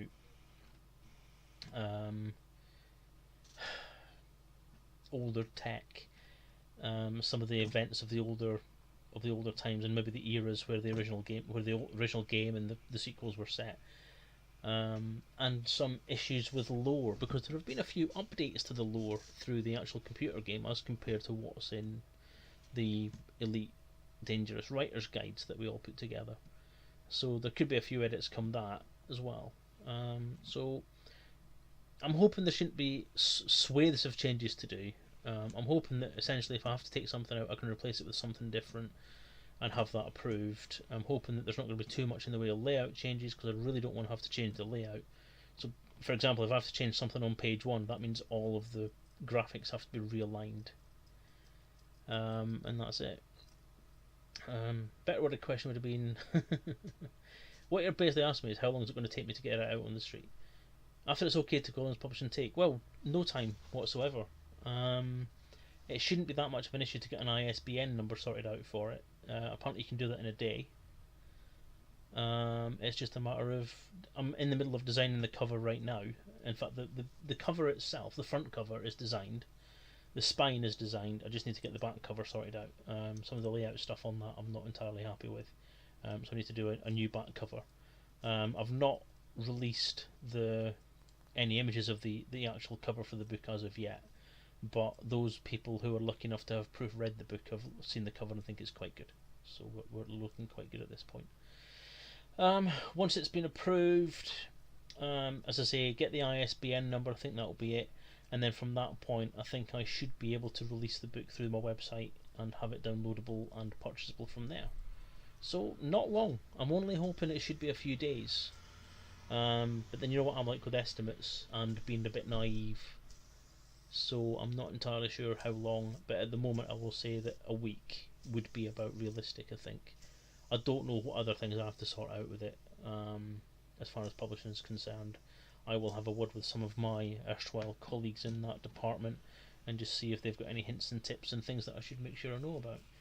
I'm hoping initially it's going to be coming out on the website, so that should be the quickest way of getting it out there. I'll resurrect the pledge page as an actual purchase page, and then from there it's a matter of getting it registered with Amazon and Drive-Thru-RPG and various other places that could do it. So yeah, that's the biggest kind of update for you, is the RPG. The big thing that everybody kind of that follows this channel knows I'm involved with is the RPG, and it's now in final stages, hopefully, of development. And if I'm reading my Frontier correctly, we should be looking at getting it out in the summer. So July for approval, 1st of July hopefully for an approval, which would make me very, very happy. And then from there we're looking at however long it takes me to get the technical parts of it sorted out, the publishing and legal side of it sorted out, which, as I say, hopefully won't be too long to manage. I mean, there's nothing stopping me applying for an ISBN for it now, to be honest with you. Once I've got the final title sorted out and the the credit, which is myself, then we're golden. So yeah, loads of progress made, and we're almost there, basically. Hey, Stephen Carey. Well, Stephen Carey, if you've missed it, you can. I'll be uploading this to YouTube post stream anyway, so you can grab that. Our sensor array was malfunctioning. Scanning the object now. Be careful. Fired some kind of mind control beam. Yeah, and it was only my speech that broke the power of the brainwashing. It wasn't your speech. I like to pull legs, not arms. You gotta go on a diet, Grundy. I got no leverage. Terrific. Now I stink. She was talking about me. All right, all right. We have to hurry in case the real Hawkman shows up. Oh, we took care of that. Good thinking, Joker.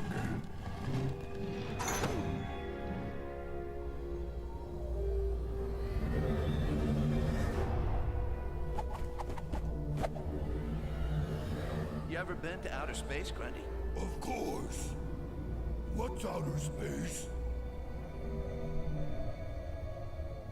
The object does come from outside the solar system. Your computations were correct, Cape Crusader. I know. Cape Crusader? The comlink to Earth has failed. It seems the fault lies elsewhere. We cannot fix it from here. Green Lantern, I will require your assistance.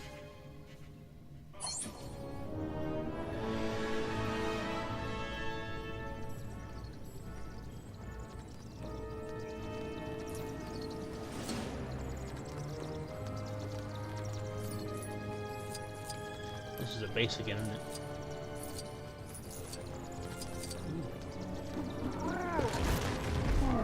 Ooh. Ooh. Okay, resizable people. Bifford! Bifford, who has literally just missed talking about the bit that he likes. I will tell you now, everyone who watches this on YouTube and everyone who's watching it now live, Bifford is an amazing person. He has helped so much with making this, the RPG, what it is going to be.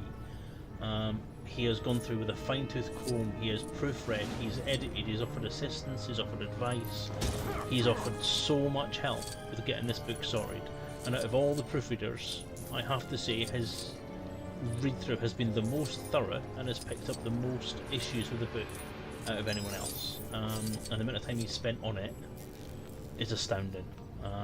The detail he's gone into and the advice he's offered, he's gone far beyond just saying you've spelt that wrong, or that's in the wrong place, or this image is in the wrong place. He's even suggested alternatives to things that he thinks will work better, rewording stuff.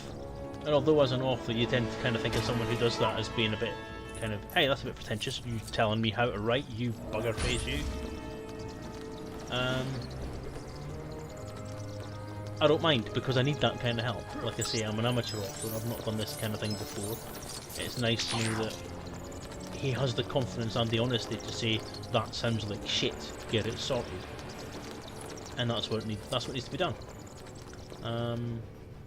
So yeah, thank you. Thank you, Biff, I do appreciate it very, very much.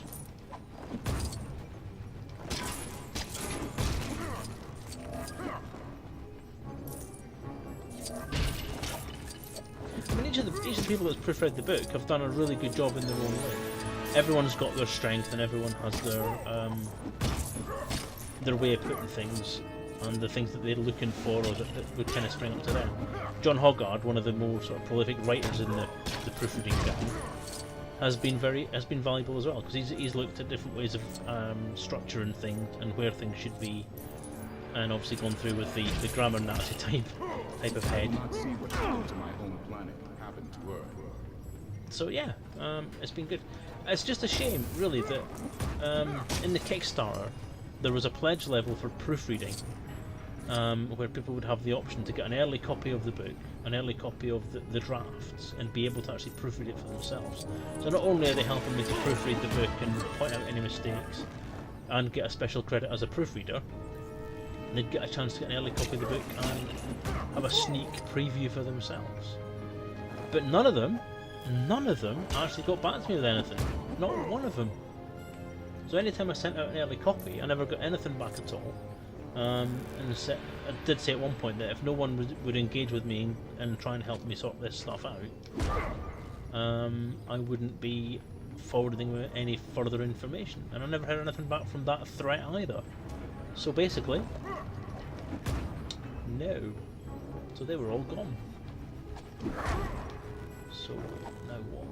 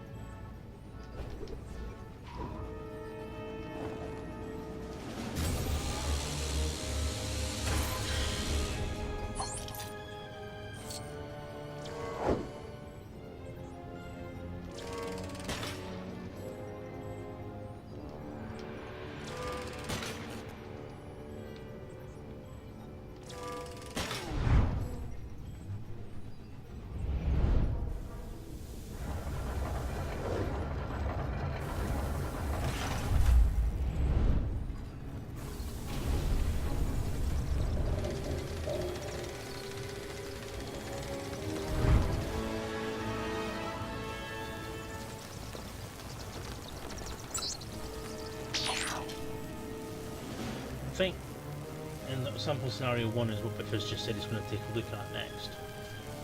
Just getting towards the end of the book.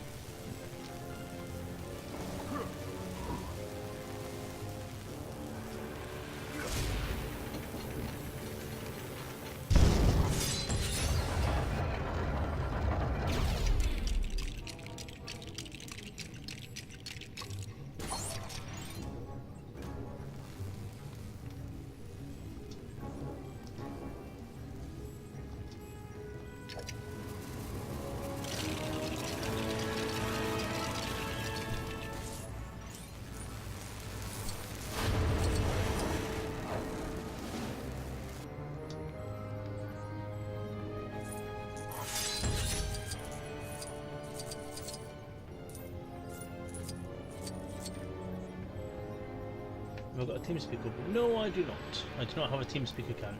I just piggyback everyone else's.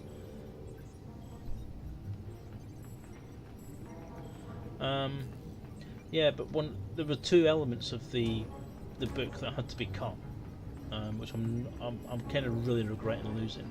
Well, actually, there's three. Thinking about it, there was a kind of spotlight on the Morton Martyr system, which was the system created through the pledges on Kickstarter that was named by one of the pledgers for £500, which was very generous of the chap. And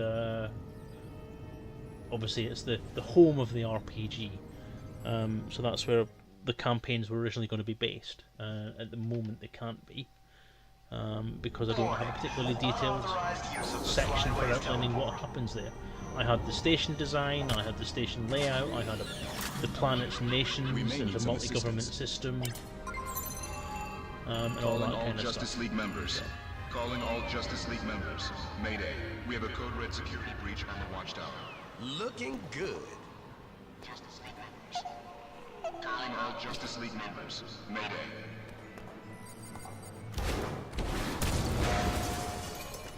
Mayday. Mayday. Calling all Justice League members.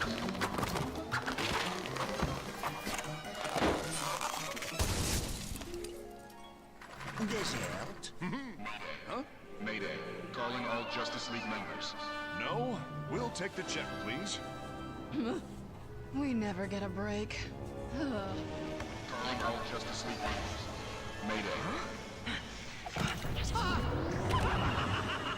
Oh wow, that's a lot of bad guys. We have a security breach, Cape Crusader. Saves time if you just call me Batman. We'll come help. Security protocol indicates I shut down the teleporter to block their escape. Yeah, I know. We'll get another ride.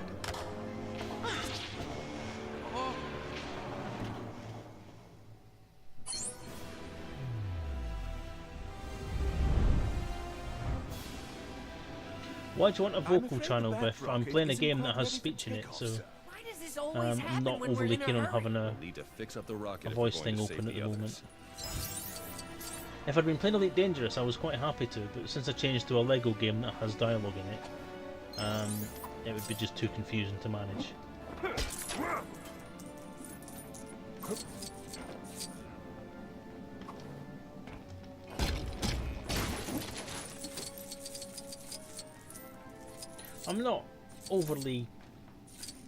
I think I'm not overly keen at the best of times on having a vocal channel open on streams. Not on a regular basis anyway, because it can be a bit confusing sometimes, especially when I've got voice attack on.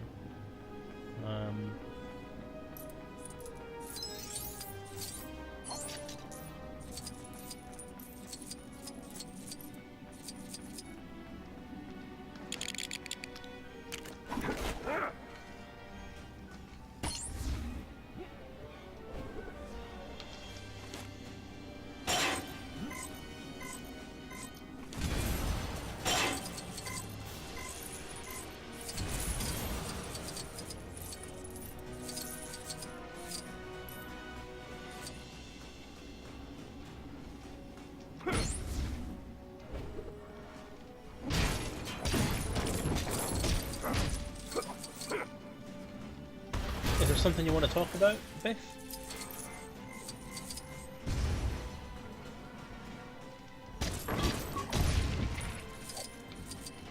Is it a public conversation or is it RPG related and...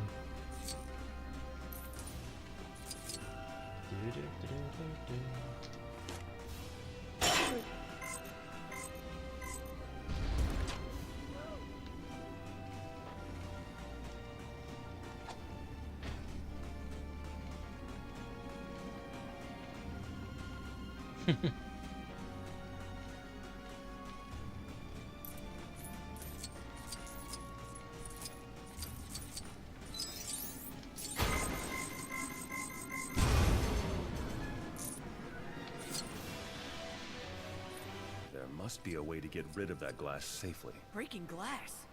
Isn't that bad luck? You're thinking of mirrors. Mirrors are made of glass.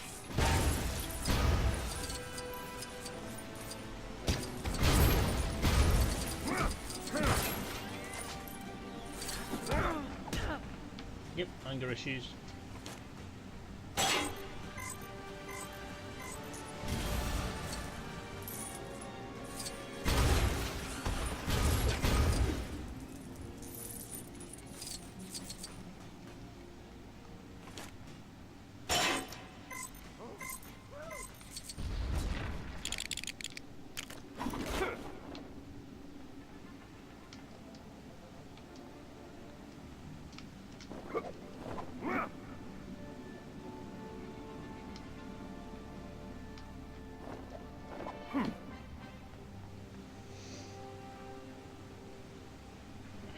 Well, he's over emotional, isn't he?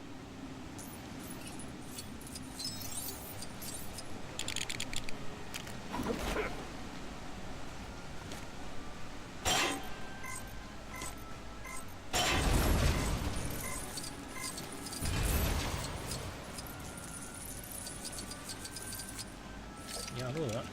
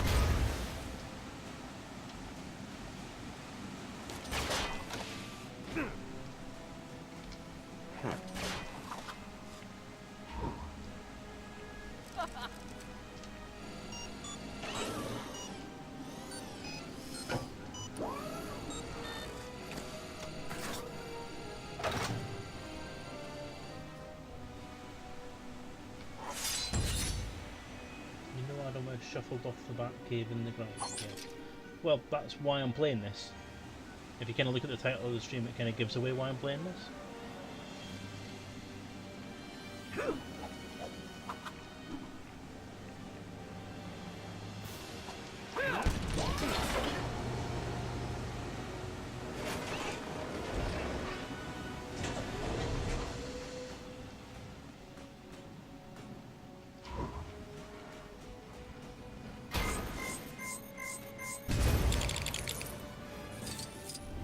This sonar disruptor will destroy that glass. I did just finish cleaning that glass, sir.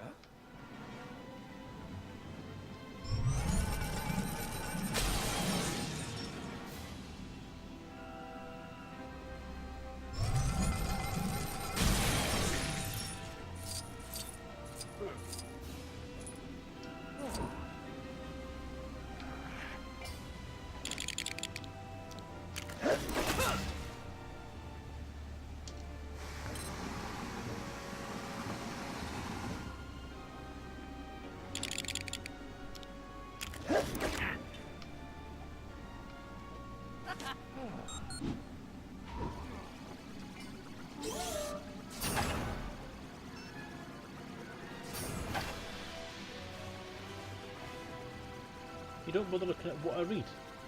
Oh? Everything you write is pure limit. Well, I've got to agree with that. Yeah.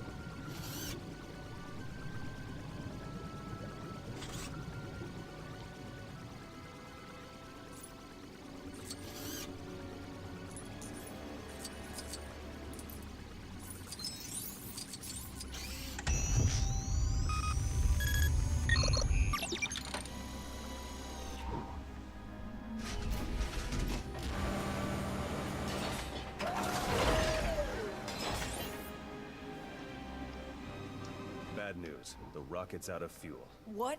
But how do we get this thing to the gas station? Robin, we have fuel. We just need to hook it up to the rocket. Oh, I knew that.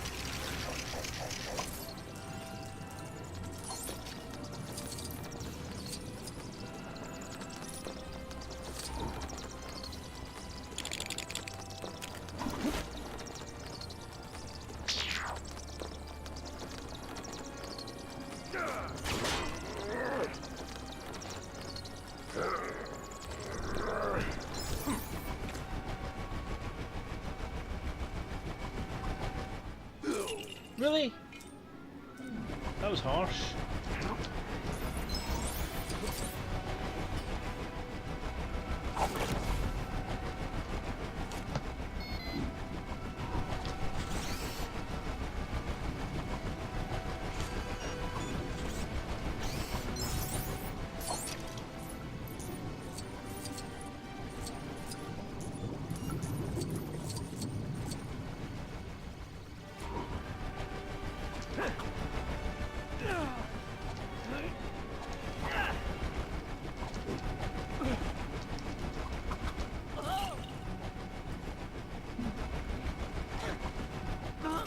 Okay, this isn't good.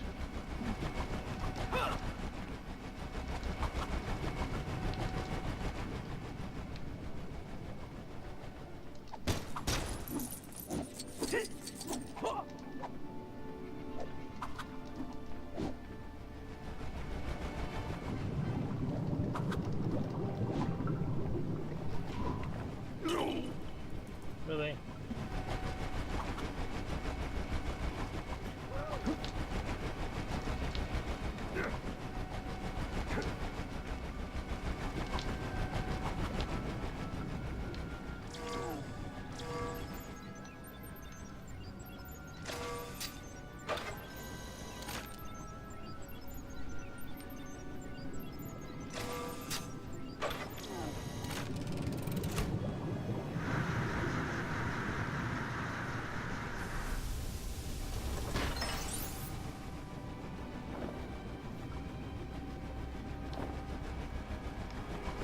He's happy.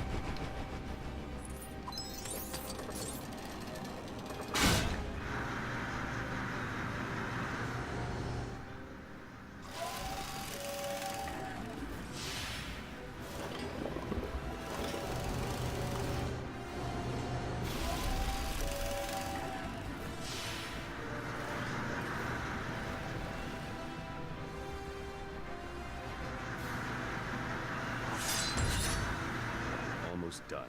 Just need to attach the top of the rocket. But how are we gonna get up there? I can use the jetpack to reach it. My spacesuit should be around here somewhere.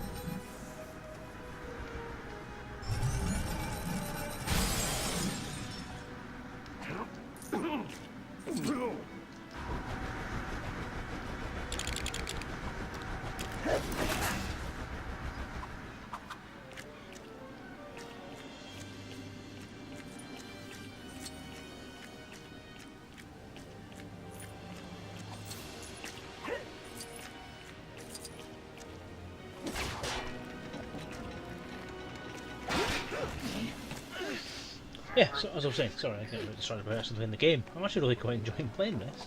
It's quite a well put together little story. Yeah, so I was saying that the three things that I've had to remove from the book have been one, the Morton Martyr system overview, which was going to be the home of the RPG's kind of main central storyline, which is one of the things I was going to put into there. So,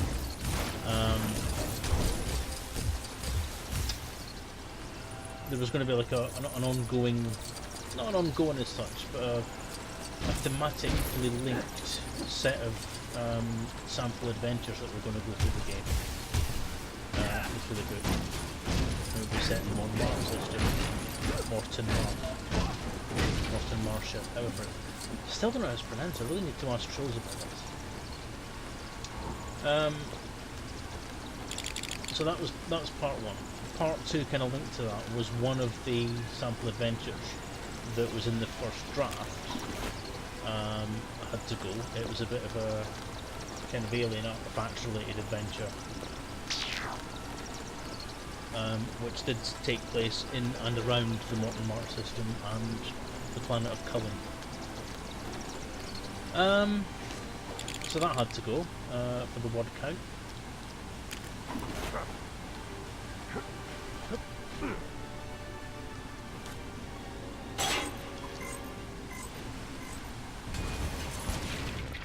too dark to see anything in there. No sweat. Unlike you, I know how to lighten up.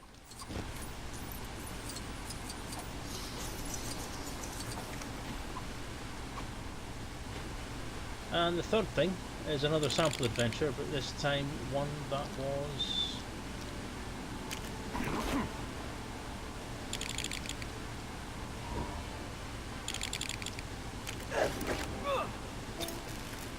written by Darren Gray and was used quite extensively in some of the convention sessions.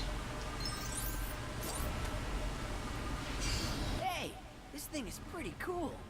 So, what am I doing again? Use the rover to look for my So space. Darren Gray wrote That's the kinda adventure weird. up. Why would your spacesuit be in here? I ran out of closet space, okay?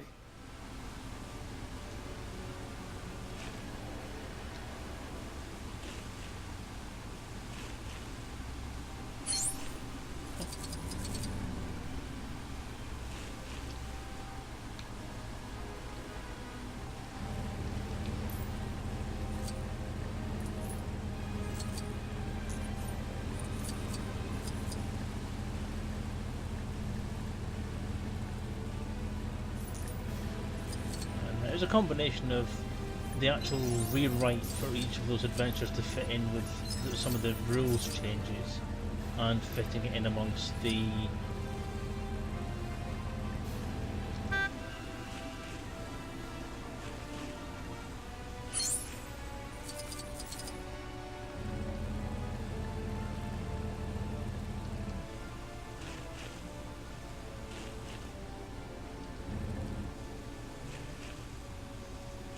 fitting it in with the word count was just not going to be tenable. So yeah, as Mr. Bifford there has preempted me, the plan will be that anything that I can't fit So why into the book will be spacesuit? released I thought Batman could breathe in space. either as a PDF Never mind.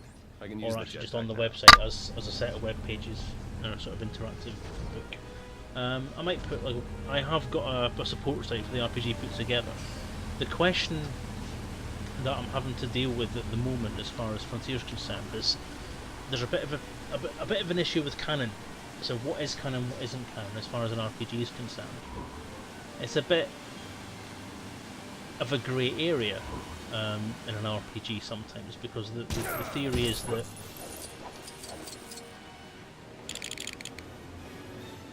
an RPG can be seen as a way to create a new canon. It's not necessarily the case. The way that a lot of franchises have dealt with the sort of questionable RPG stuff is that only the stuff that's officially recognised as story in the background is recognised as canon. Anything that a player creates, or that a GM creates, or in this case an LM creates,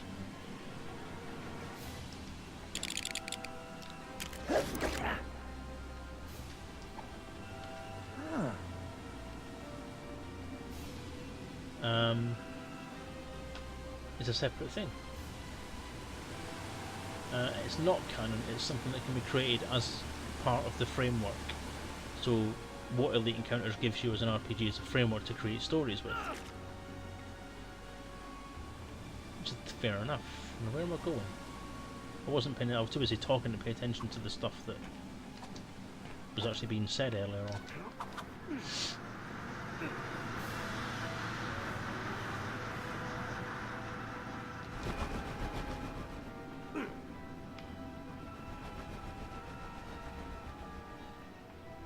Oh, crap.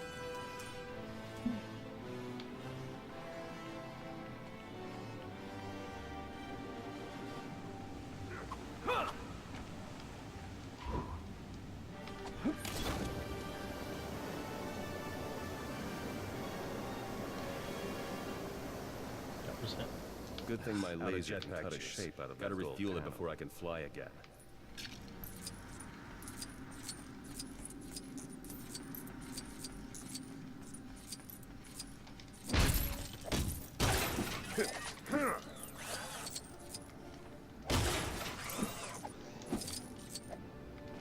Well, well! Look who came back for another hint.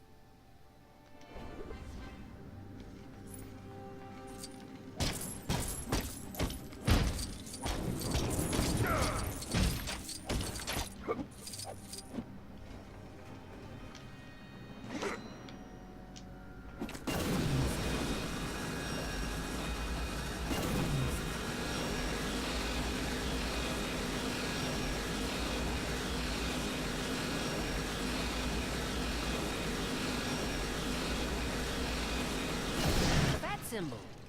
Real original. Well, when you're the one with the laser, you can decide what shape to cut.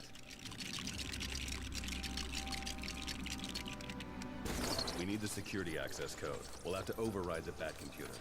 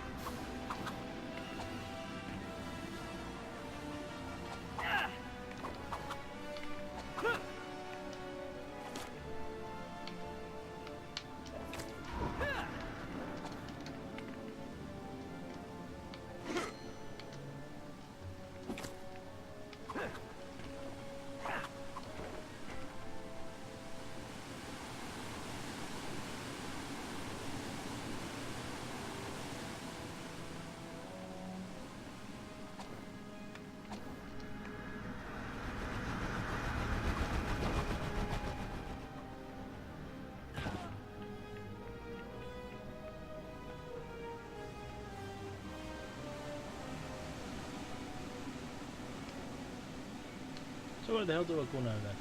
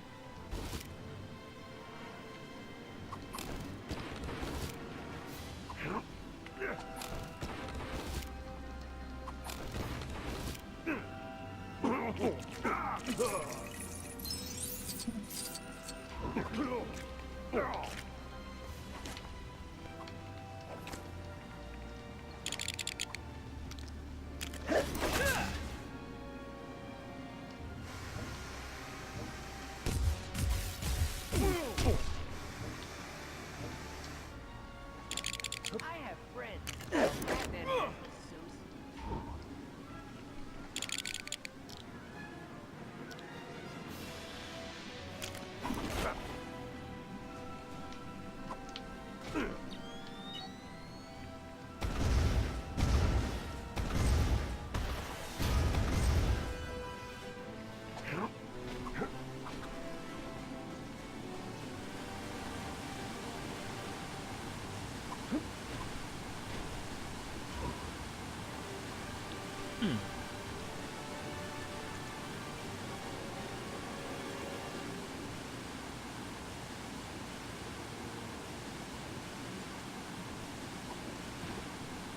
Why does the sound like a thing like an old 68 that's playing slow just while they strike her? I have no idea. Maybe your ears are broken.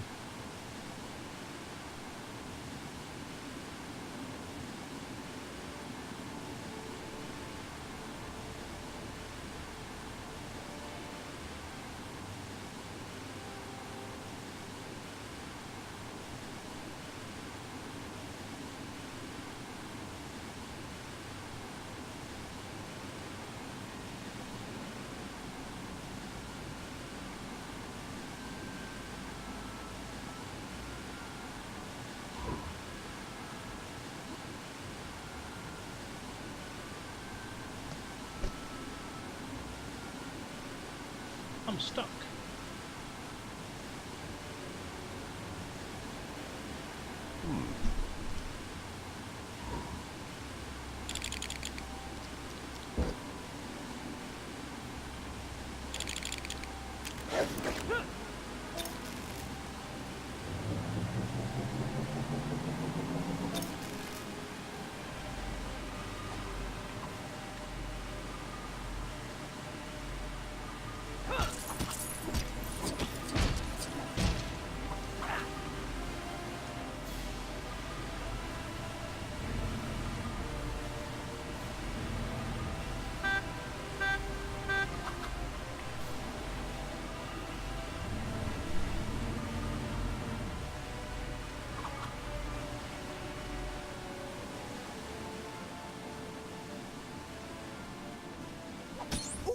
Need a hint?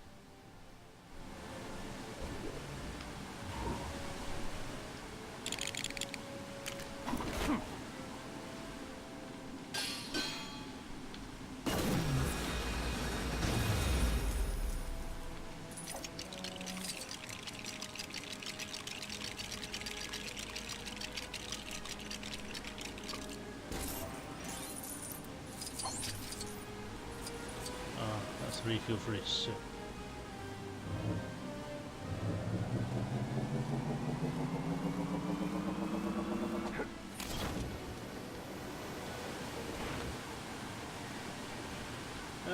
No, the music's not broken. The music is perfectly fine this end. Anyone else having problems with the music?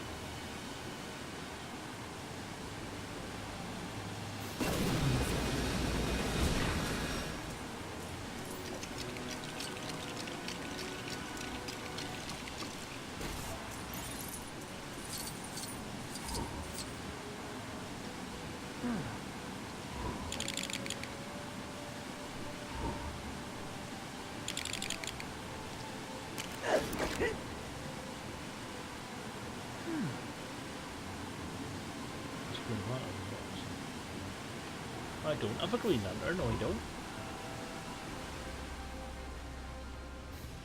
Okay, so how do I get on?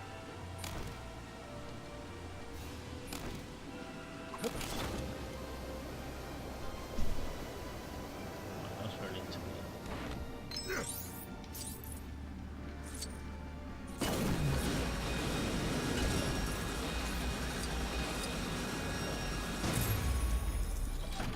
There we go.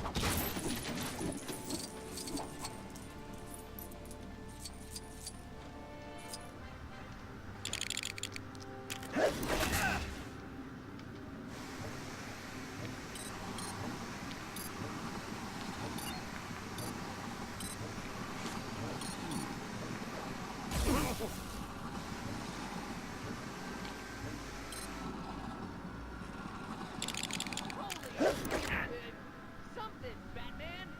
Man, I'm no good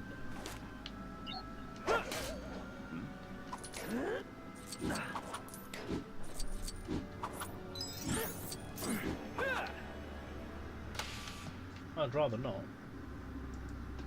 I'd rather not bug you sideways. I'm grateful and all that, but, you know, there are limits.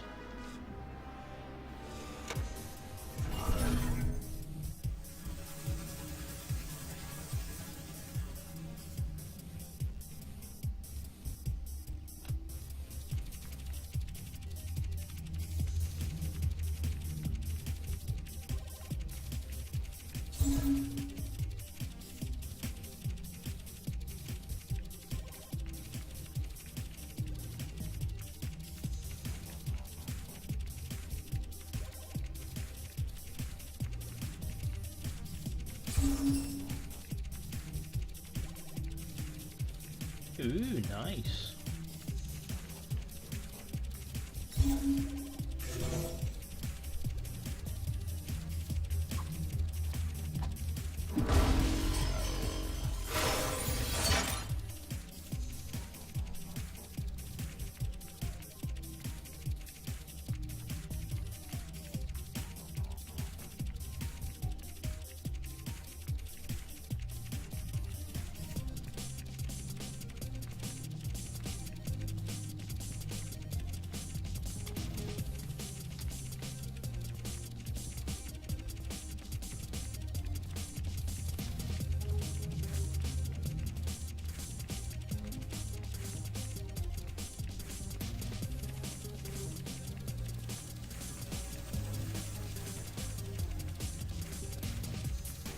£45 for a cool rulebook.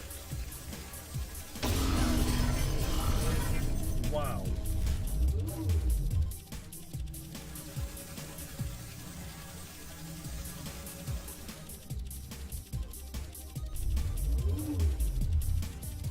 Wow, I'm seriously undercharging for my book. Hey!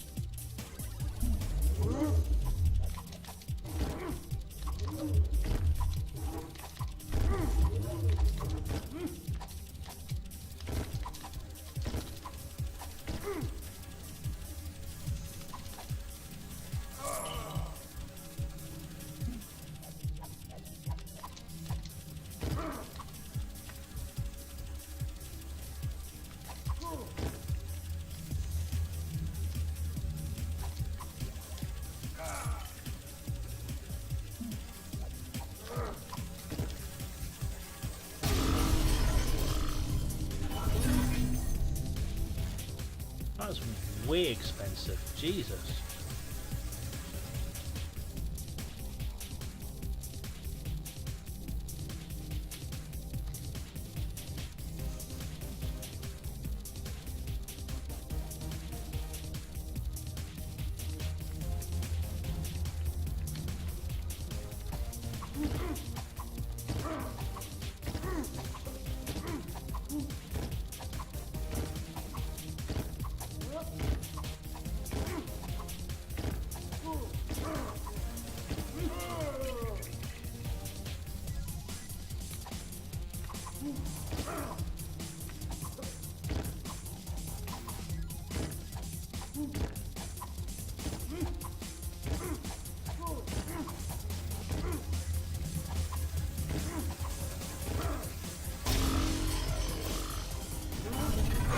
All right, we did it.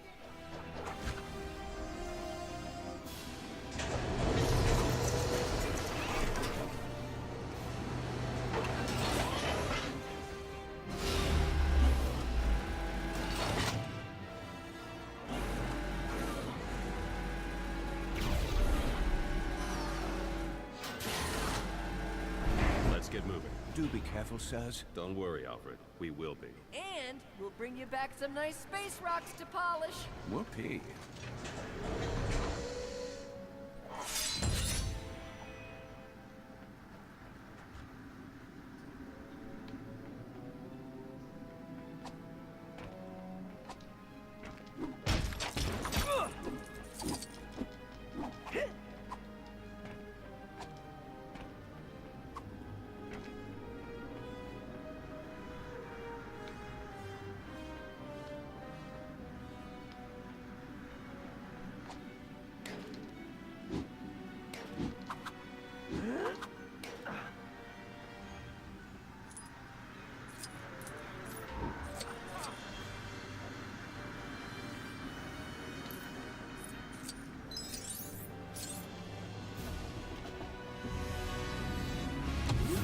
Clock is running. We have liftoff.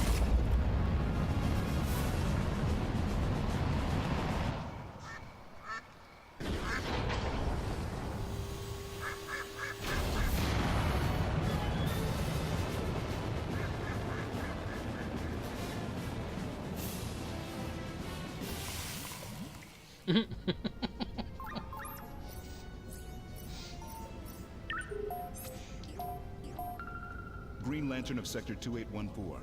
I can hold the intruders until assistance arrives. The matter of the alien object cannot wait. Find out as much as you can and report back. Please call me Hal. Hello, Martian Manhunter. Surrender now. Okay, but first, I just want to make sure you know everybody. This is Firefly. We brought him along because we know you love a good fire. But fire is in fact my one weakness. Oh.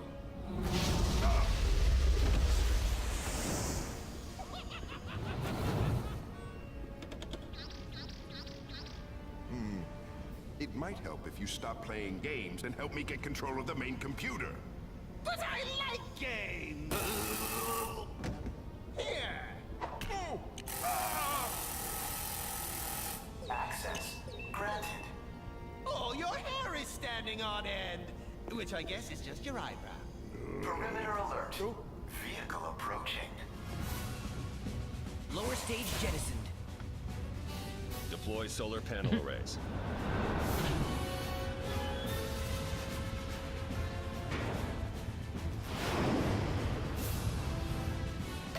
It must take a lot of effort to make sure everything he drives or flies look like a bat.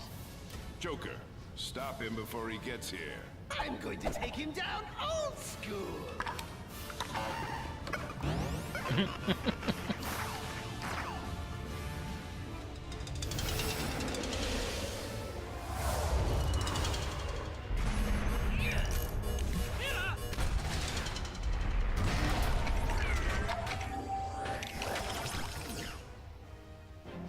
Hacking the Watchtower's weapon systems?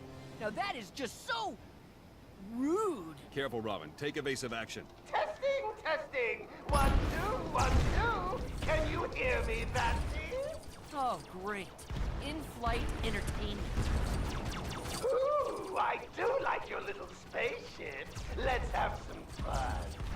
Hang on, Robin. Watch out for any incoming fire.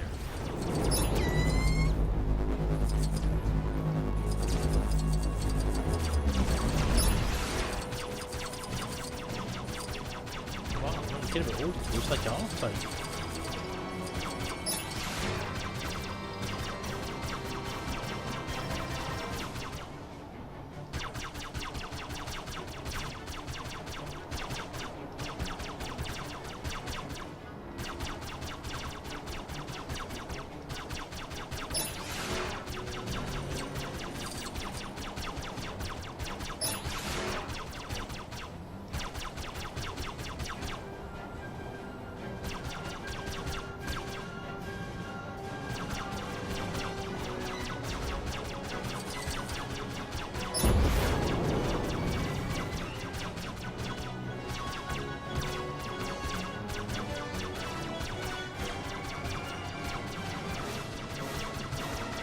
I've got some friends with me today, Batman.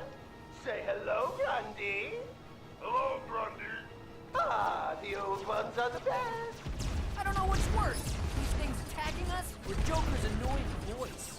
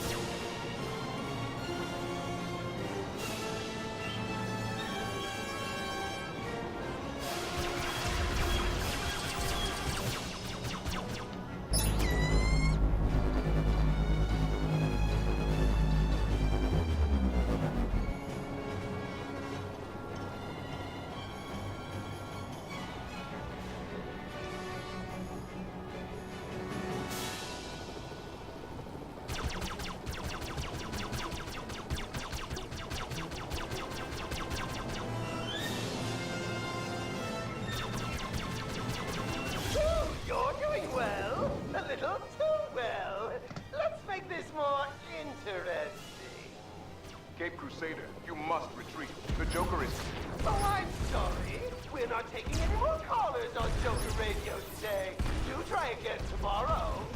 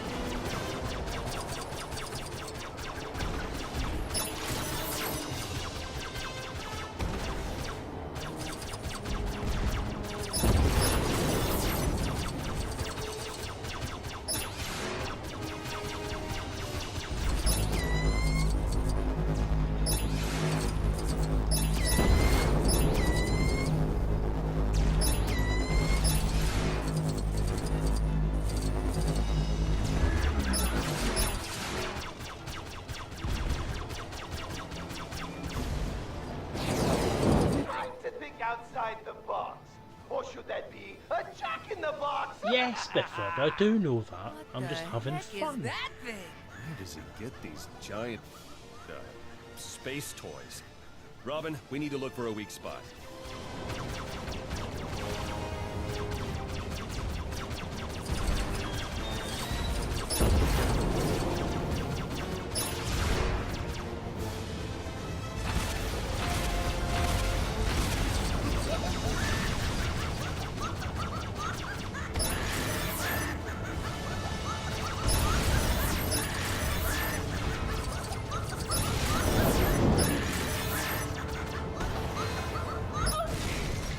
That's what I call a real spring break.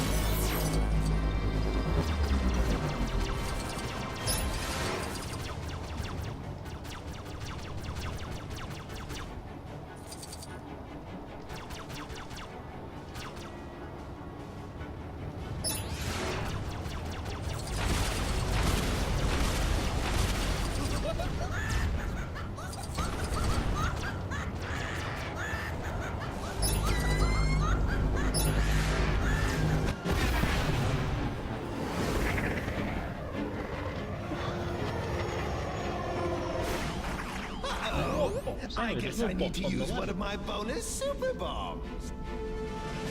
I got this one. No, Robin!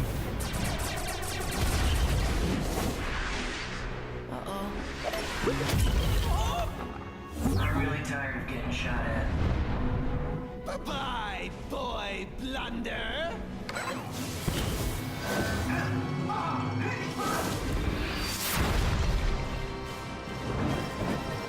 Thanks. Got any other tricks left? No.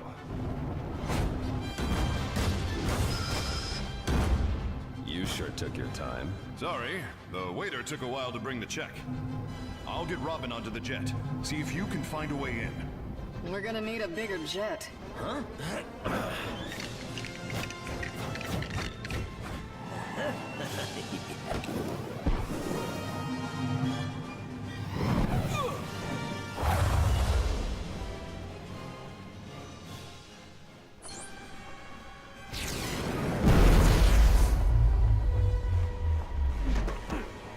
Hey, Batman.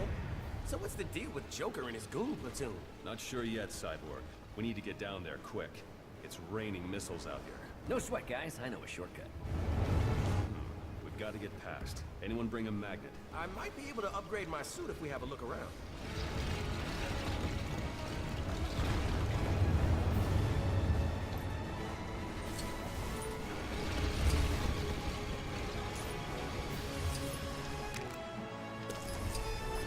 Wow, this is a long level.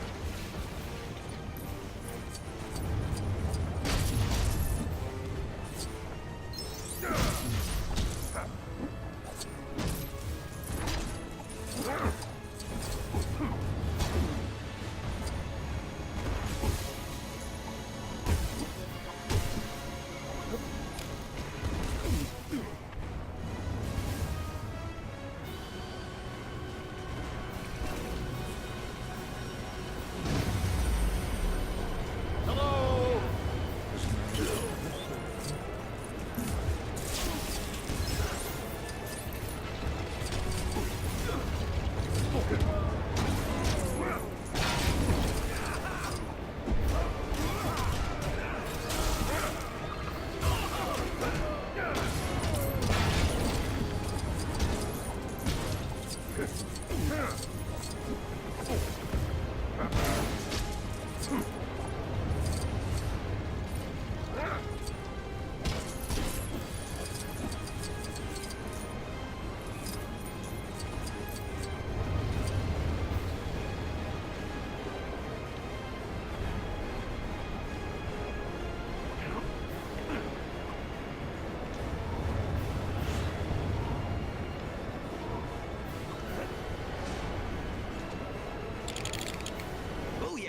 A magnetic suit for my magnetic personality.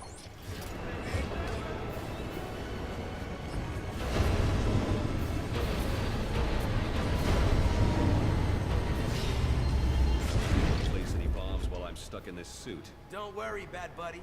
Cyborg's got you covered.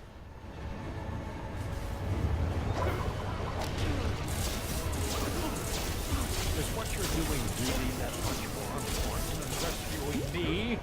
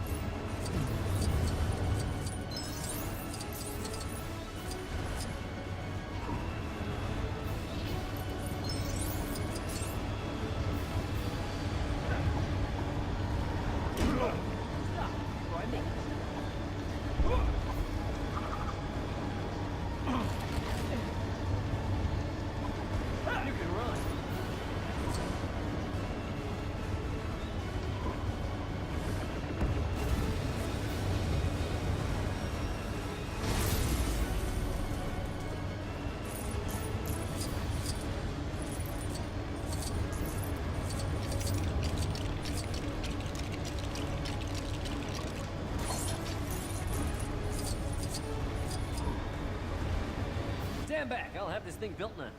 Go on, Cyborg. You finish it. A flash, a flash! He's gonna have it done in a flash. Good grief. How did I get stuck with you guys?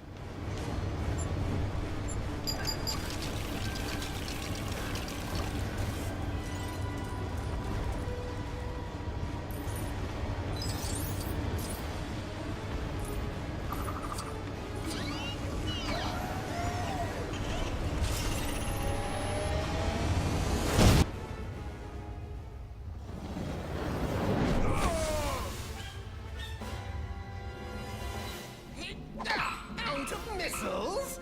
This thing must be broken.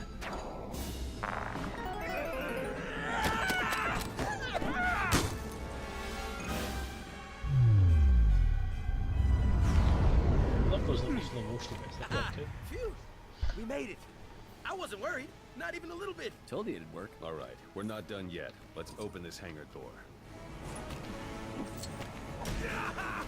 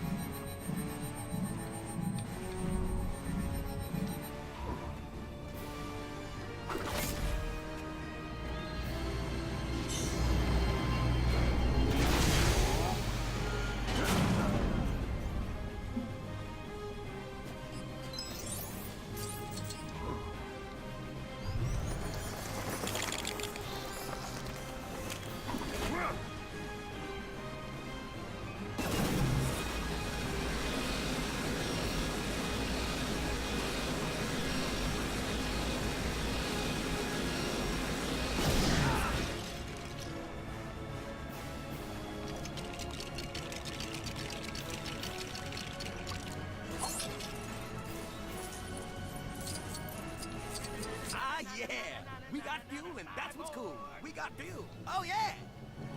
Yeah, we are awesome. No, we're super awesome. No, actually, we're mega, super, ultra, incredible. Please, stop doing that.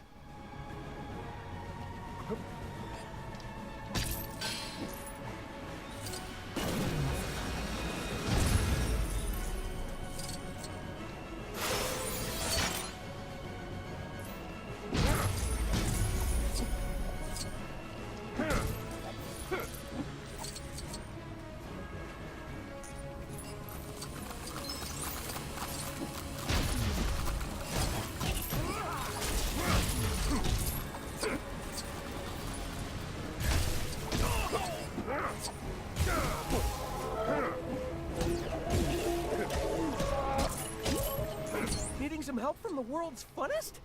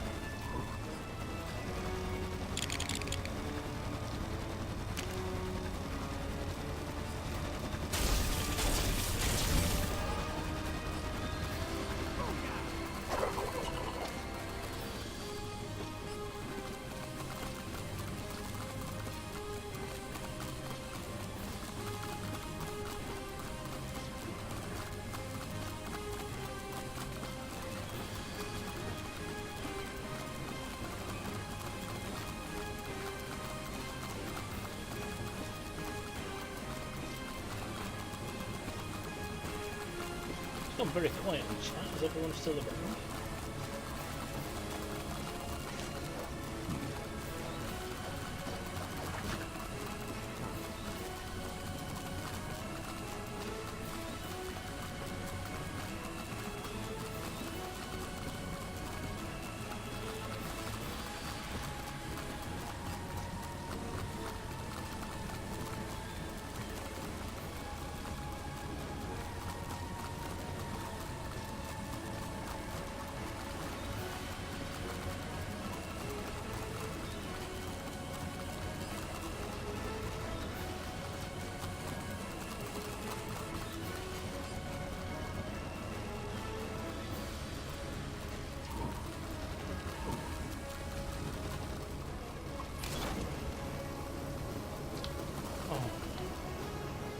Really?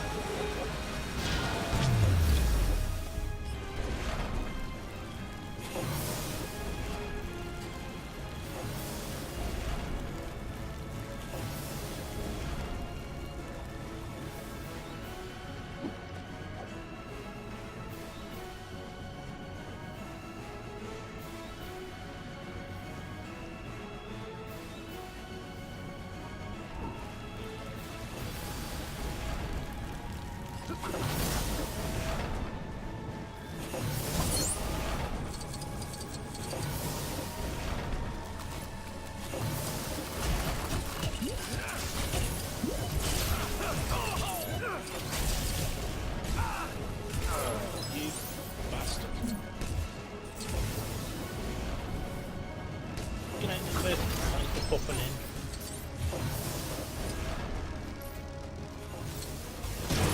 I've been working on them myself probably. I don't think it will get this long.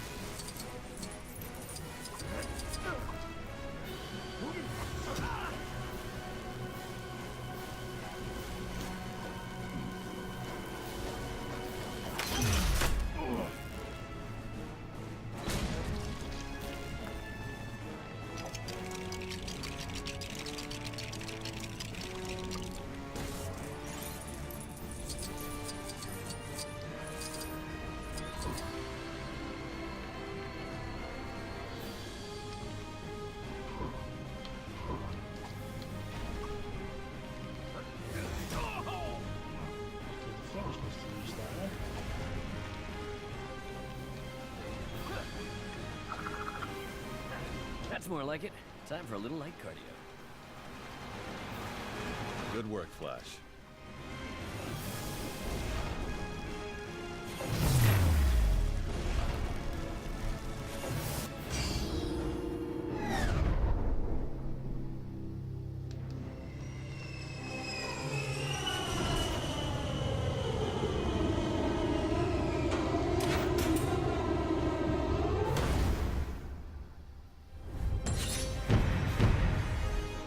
Oh.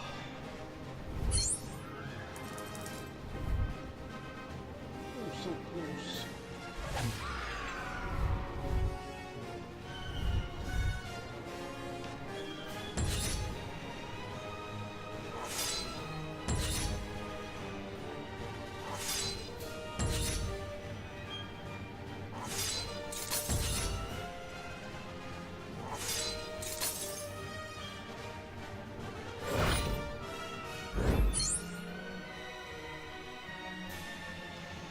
Wow, okay. Well, I'm going to say that's quite a fun game. I enjoyed it. I'm going to continue enjoying it. And I'll probably stream this again. So I would like to get to the end of it on an actual stream. Unlike the way that I've kind of abandoned Bioshock Infinite, and I might have to just replay it again just to get to the point where it was I remember what the damn thing's about. But yeah, I hope you've enjoyed watching this tonight. I have gone on a little later than I intended, because it's what? Past 11. What do you? Yes, I'll be hopefully back to streaming regularly now that the big legwork on the RPG is done. So hopefully we'll get back into Monday night stream regularly with Elite Dangerous, hopefully every Monday. If you've enjoyed watching this, if you've enjoyed this game, then by all means pop me a follow. Pop me a like, whatever it is you want to do. If you're watching on Twitch, then follow me on Twitch and you'll get notifications when I'm live again. If you're watching on YouTube, then as usual, sort of like, share, subscribe, all that kind of stuff, and you'll know when I post new videos. If you've enjoyed it, I hope you'll join me again for another one soon. Thanks to the guys in chat, thanks to Bifford, thanks to Garzini for popping in so late. And I hope you'll take care. Just want to point out, I mean, I do think the that link that Bifford's popped in chat there, Modifius.net collection Star Trek Adventures, is worth taking a look at. I'm going to have a look at that myself later on. I like RPGs, I always have liked RPGs. As you can tell by the fact that I'm writing one. I'll take a look at that, I think. But yeah. So, I'm waffling on because I'm tired. I shall speak to you on and hopefully see you next Monday. Keep an eye on my Twitter account, keep an eye on my YouTube account, and keep an eye on my Facebook account for notifications when I'm going to go live and when I'm around doing stuff. Take care, and now I get to see where I can remember how to close this stream down because it's been so damn long. Right, take care guys, and good night.